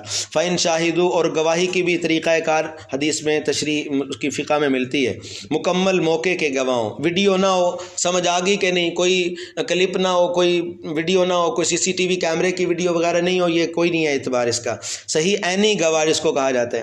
فإن شاہدوا، پس اگر وہ گواہی دیں، 4 بندے سمجھدار بالغ موقع کی گواہی دیں، تو بس ان عورتوں کو اب قید رکھو، امسکوہن فی البیوت، ان کو کوارنٹائن کر دو گھروں کے اندر، فامسکوہن فی البیوت، ان کو گھروں میں روک کے رکھو، حتیٰ کہ موت آ جائے، موت انہیں اٹھا لے، یتوفاہن الموت، یا پھر یہ کہ اللہ ان کے لیے کوئی رستہ نکال دے، یجعل اللہ لہن سبیلا۔ اور نبی علیہ السلام نے فرمایا، مسلم شریف کتاب الحدود، مسلم شریف کتاب الحدود میں یہ حدیث ہے، نبی علیہ السلام نے فرمایا خذوا عنی، آؤ سیکھ لو، آؤ سیکھ لو، قد جعل اللہ لہن سبیلا، اللہ نے ان کے لیے سبیل بنا دی ہے، اللہ نے ان کے لیے سبیل نازل کر دی ہے۔ اور وہ سبیل کیا ہے؟ حضور نے فرمایا البکر بالبکر جلد مئات، کنوارا کنواری بدکاری کریں تو 100 کوڑے، جلد مئات و تغریب عام، اور 1 سال جیل۔ یہ امام حنیفہ رحمہ اللہ تغریب عام کا یہ مطلب مراد لیتے ہیں، ایک کنوارا کنواری بدکاری کریں تو یہ کس کا فرمان ہے؟ مولوی صاحب کا فرمان ہے؟ کس کا فرمان ہے؟ آپ صلی اللہ علیہ وسلم کا فرمان ہے، جو امت کے شفیق باپ کی طرح ہیں۔ 100 کوڑے مرد اور عورت کو، اور 1 سال جیل۔ اور شادی شدہ بدکاری کریں، والسیب بالسیب، تو جلد 100، اس حدیث میں یہ ہے 100 کوڑے بھی ہوں گے، اور والرجم، پتھر مار مار کے ان کو سنسار کر دیا جائے گا، بالکل عوام کے اندر، مجمع میں، قرآن میں لکھا ہے مجمع میں سزا ملے گی۔ سمجھ آئی ہے کہ نہیں؟ اور اللہ تعالیٰ کہتے ہیں ذرا بھی ترس نہیں آنا چاہیے اگر تم مومن ہو. ذرا بھی ترس نہیں یہ قرآن کی آیت کا ترجمہ ہے بھائی، ترجمہ. سورۃ نور آیت نمبر 2. چلیں آگے جائیں. یہاں عورتوں کا ذکر ہوا، آگے مردوں کا ذکر ہے. جو مرد برائی کا ارتکاب کریں آپس میں بدبخت. واللذانی، اور وہ دو مرد، واللذانی اور وہ دو مرد، یاتیانی ہا، جو برائی کا ارتکاب کریں تمہارے مردوں سے تو انہیں بھی پھینٹی لگاؤ، سزا دو. آذوہما، اس کی کوئی حد مقرر نہیں کی ہے، صرف قرآن نے کیا کہا ہے؟ سزا دو. سخت سے سخت بھی دی جا سکتی ہے، ہلکی بھی دی جا سکتی ہے.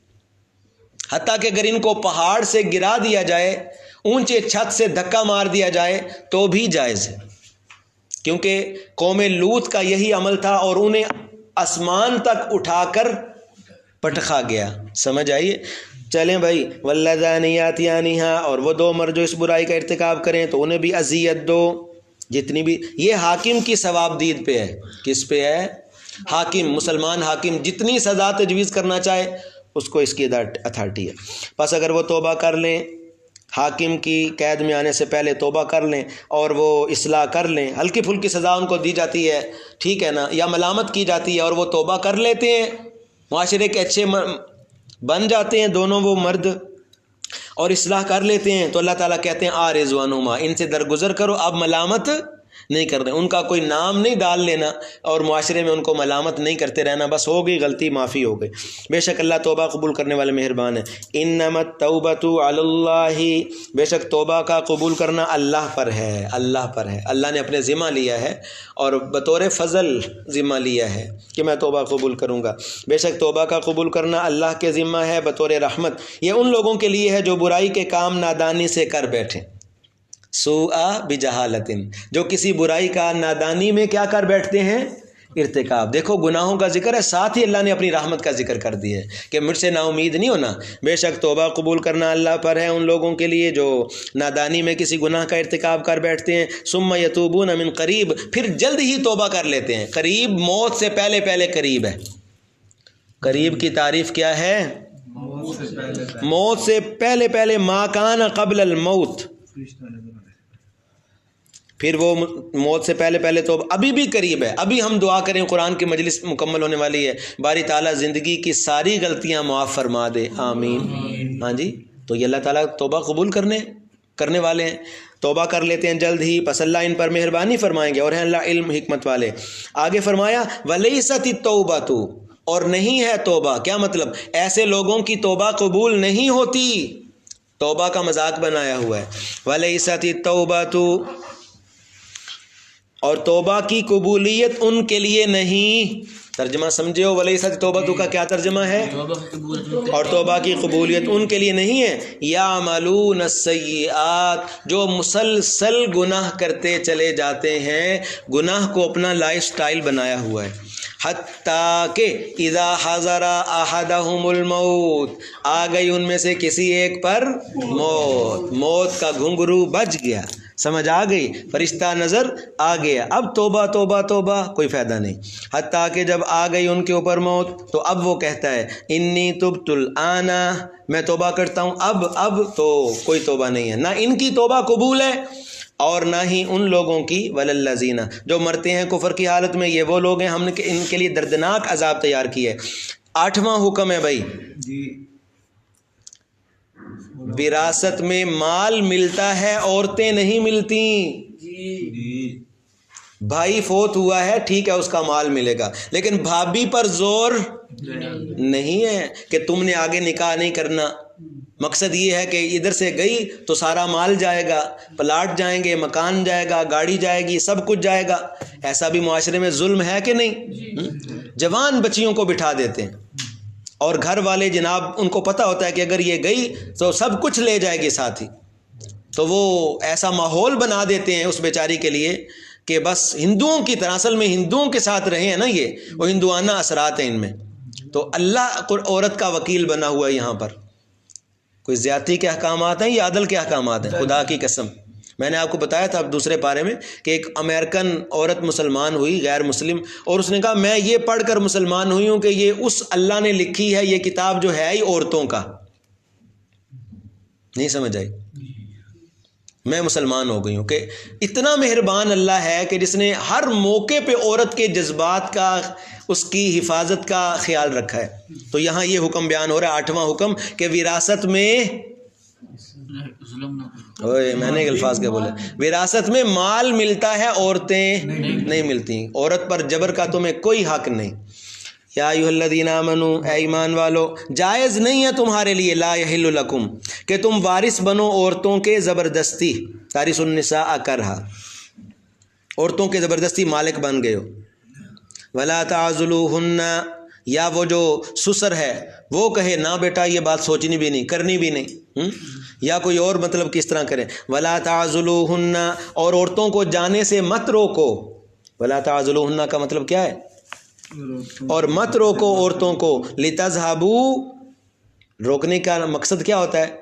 کہ بندہ کہے کہ ہم اپنے بھائی کا مال واپس لے لیں گے، اس بھائی نے ہمارے اتنا سونا ڈالا تھا، یہ کیا تھا، وہ کیا تھا، اگر یہ گئی تو سب کچھ لے جائے گی. اس نیت سے اللہ کہتے ہیں مت روکو. ولا تعضلوہن، اور مت روکو ان عورتوں کو، ان بیوہ عورتوں کو کہیں اور جانے سے، کہیں اور نکاح کرنے سے نہ روکو. لتذہبوا، تاکہ تم لے لو بعض وہ مال جو تم نے ان کو دیا تھا. اور تم نے ان کو دیا تھا، کس نے دیا تھا؟ وہ مرنے والے بھائی نہیں دیا تھا نا، کہ جو تم نے ان کو دیا تھا. مگر یہ کہ وہ کسی برائی کا ارتکاب کرے تو پھر تم معذور ہو، پھر قانونی طور پر ان سے بات ہوگی. اگر وہ تمہارے دھبا لگائیں خاندان کو یا گھر کو، پھر ایک اور معاملہ ہوگا. لیکن عام حالات میں اگر وہ اپنے لیے کوئی جائز اور حلال رستہ انتخاب کرتی ہیں وہ بیوہ، تو کسی کو ان کو روکنے کا حق نہیں ہے، اور ان سے مال لینے کا حق نہیں ہے. وَعَاشِرُوهُنَّ بِالْمَعْرُوفِ، اور بیویوں سے اچھے طریقے سے زندگی بسر کرو. فَإِن كَرِهْتُمُوهُنَّ، اگر تمہیں ان عورتوں میں کوئی چیز ناپسند نظر آتی ہے تو ہو سکتا ہے، توجہ کرنا، اگر تمہیں ان میں کوئی، پس اگر تم ان کو ناپسند سمجھتے ہو تو ہو سکتا ہے تم کسی چیز کو ناپسند سمجھو. توجہ کرنا، اس آیت میں بڑی بات ہے. تم کسی چیز کو بس کا مکمل ہونے لگے، تم کسی چیز کو ناپسند سمجھو اور اللہ نے تمہارے لیے اس میں بہت بڑی خیر رکھی ہوئی ہو. اللہ نے اس آیت میں واضح طور پہ بتا دیا کہ خوبصورتی اور بیوٹیشن یہ کوئی چیز نہیں ہے، شکل و صورت کوئی چیز نہیں ہے، اصل چیز سلیقہ ہے، سگھڑ پن ہے. کچھ سمجھ آئی کہ نہیں؟ ہاں، صرف شکل و صورت کی وجہ سے کسی کو ریجیکٹ نہ کر دو. آج یہی تباہی شروع ہے. یہ نہیں دیکھنا کہ کسی کی سلیقہ مندی کیسے ہے، کسی کی تربیت کتنی اچھی ہے، دین نماز کتنی اچھی ہے، نہیں، بس مخصوص ایک بیبی ڈال چاہیے، سمجھ آگے کہ نہیں، اور اس کی کوالٹیاں ڈھونڈتے رہتے ہیں. انا للہ و انا الیہ راجعون. فَإِن كَرِهْتُمُوهُنَّ، توجہ بھائی، بس اگر تم ناپسند سمجھو ان کو تو ہو سکتا ہے کہ تم کسی چیز کو ناپسند کرو اور اللہ نے اس میں بہت بڑی خیر اور بھلائی رکھی ہوئی ہو. کچھ سمجھ آ رہا ہے؟ اچھا بھائی. وَإِنْ أَرَدْتُمُ اسْتِبْدَالَ زَوْجٍ مَكَانَ زَوْجٍ، اس میں بھی یہ کہا گیا ہے کہ وہی بات کہ عورتوں سے ظلم نہیں کرو. اگر ایک دفعہ عورت کو تم طلاق دے کر دوسری عورت نکاح میں لانا چاہتے ہو، کوئی بندہ ہے، کوئی آدمی ہے، وہ دوسری شادی کرنا چاہتا ہے، تو ایسا نہیں کرے کہ وہ عورت کو کہے، عورت کے اوپر زور زبردستی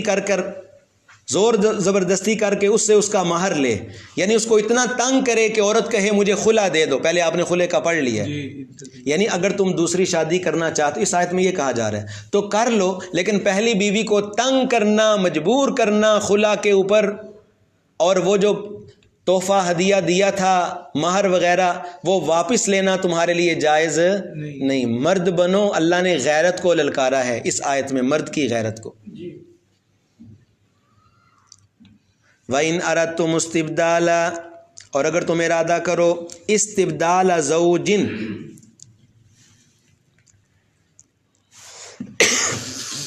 اس کا معنی کیسے کیا جائے؟ اس کا معنی آسان معنی کرتے ہیں، چھوڑیں. اگر تم ارادہ کرو استبدال زوجن، بیوی لانے کا، بیوی لانے کا، میں نے وہ چھوڑ دیا، بدلنے شدلنے مشکل ہو جائے گا آپ کے لیے.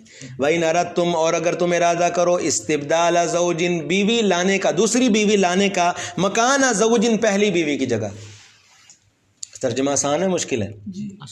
آسان ہے. وَإِنْ أَرَدْتُمْ، اور اگر تم ارادہ کرو استبدال زوجن، بیوی لانے کا، دوسری بیوی لانے کا، مکان زوجن، پہلی بیوی کی جگہ. ٹھیک ہے جی اجازت میں اجازت کوئی نہیں. اچھا اجازت لب دی تو کرو اندرا لو آج اجازت جا کے. اچھا توجہ, اگر تم ارادہ کرو استبدال زوجین دوسری بیوی لانے کا مکان زوجین پہلی بیوی کی جگہ, ٹھیک ہو گیا. اور دوسرا ترجمہ مشہور, اگر تم ارادہ کرو بیوی بدلنے کا یہ وہ فلاں, آسان معنی میں نے بتایا. تو وآتیتم احداہن, اور دے چکے ہو تم ان میں سے کسی ایک کو قنطارا بھاری خزانہ, قنطار بڑی مالیت دے چکے ہو, تحفے تحائف وغیرہ دیے ہوئے ہیں, تو فلا تاخذوا منہ شیئا, اس سے کوئی چیز واپس. یہاں کیا ہوتا ہے خدا نخواستہ جب طلاقیں ہوتی ہیں, سارا مال جو وہ لے گئے وہ ان کا, جو عورت کا پیچھے رہ گیا وہ خامد والے نہیں دیتے, لڑائیاں جھگڑے کورٹ کچہری چلتی ہے کہ نہیں چلتی. اللہ فرماتے ہیں اگر تم نے اپنی بیوی کو کوئی تحفے تحائف دے رکھے ہیں تو طلاق کے موقع پہ وہ واپسی مطالبہ نہ کرو. اور تحفے کی واپسی کا مطالبہ کرنا, صحیح حدیث ہے, نبی علیہ السلام نے فرمایا العائد فی الہبہ, بخاری کی حدیث ہے, العائد فی الہبہ کالکلب یعود علی قیئہ, کہ تحفہ دے کر گفٹ دے کر اس کو واپس مانگنا ایسے ہے جیسے کتا وامٹ کرے, الٹی کرے اور پھر اس کو چاٹے. اس لیے فلا تاخذوا منہ شیئا اتاخذونہ بہتانا و اسما مبینا, کیا تم عورتوں پر بہتان لگا کر, تہمت لگا کر اور کھلا گناہ کر کے مال لوگے, نہ لو. وکیف تاخذونہ, اور تم کیسے لوگے ان سے وہ مال حالانکہ تم آپس میں ایک دوسرے سے لطف اندوز ہو چکے ہو. اب تمہیں مال لیتے ہوئے اچھا نہیں لگتا, تمہاری غیرت کے مناسب نہیں. وَأَخَذْنَا مِنْكُمْ مِيثَاقًا غَلِيظًا, اور عورتوں نے تم سے بھاری عہد لیا تھا کہ تم انہیں چھوڑو گے نہیں, تو اب تمہیں مناسب نہیں ہے کہ طلاق بھی دو اور ان سے مال بھی واپس لو, تحفے تحائف واپس لو. اور یہ 9واں حکم ہے آخری, یہاں پڑھتے ہیں پھر روکتے ہیں سبق. اللہ فرماتے ہیں کہ یہ بھی ظلم کی ایک قسم ہے, اپنی ماؤں سے نکاح کرنا. اپنی, یہ زمانہ جاہلیت میں ہوتا تھا, تو اللہ تعالیٰ فرماتے ہیں کہ چاہے تمہاری سگی ماں ہے, چاہے تمہارے سوتیلی ماں ہے, باپ نے کسی عورت سے نکاح کیا ہو تھا, تمہاری وہ ماں نہیں ہے لیکن وہ تمہارے نکاح میں آ نہیں سکتی. یہ بھی ظلم بے حیائی نہ کرو. ولا تنکحوا, اور نکاح نہ کرو تم ان عورتوں سے کہ جن سے نکاح کر چکے ہیں تمہارے والدین, آباؤکم, تمہارے باپ دادا, من النساء, عورتوں میں سے, ہاں مگر جو گزر چکا, الا, مگر وہ جو گزر گیا سو گزر گیا, بے شک یہ بہت بڑی بے حیائی اور اللہ کو ناراض کرنے والی بات ہے. وساء سبیلا, اور برا رستہ ہے. اللہ پاک عمل کی توفیق عطا فرمائے. آخر دعوانا الحمدللہ رب العالمین. وقت کچھ تھوڑا سا زائد ہوا, درمیان میں سورت کا مسئلہ تھا نا جی, تو اس لیے معذرت. 5 منٹ آپ نے تفریح بھی 10 منٹ کی ہے. چلیں بھائی.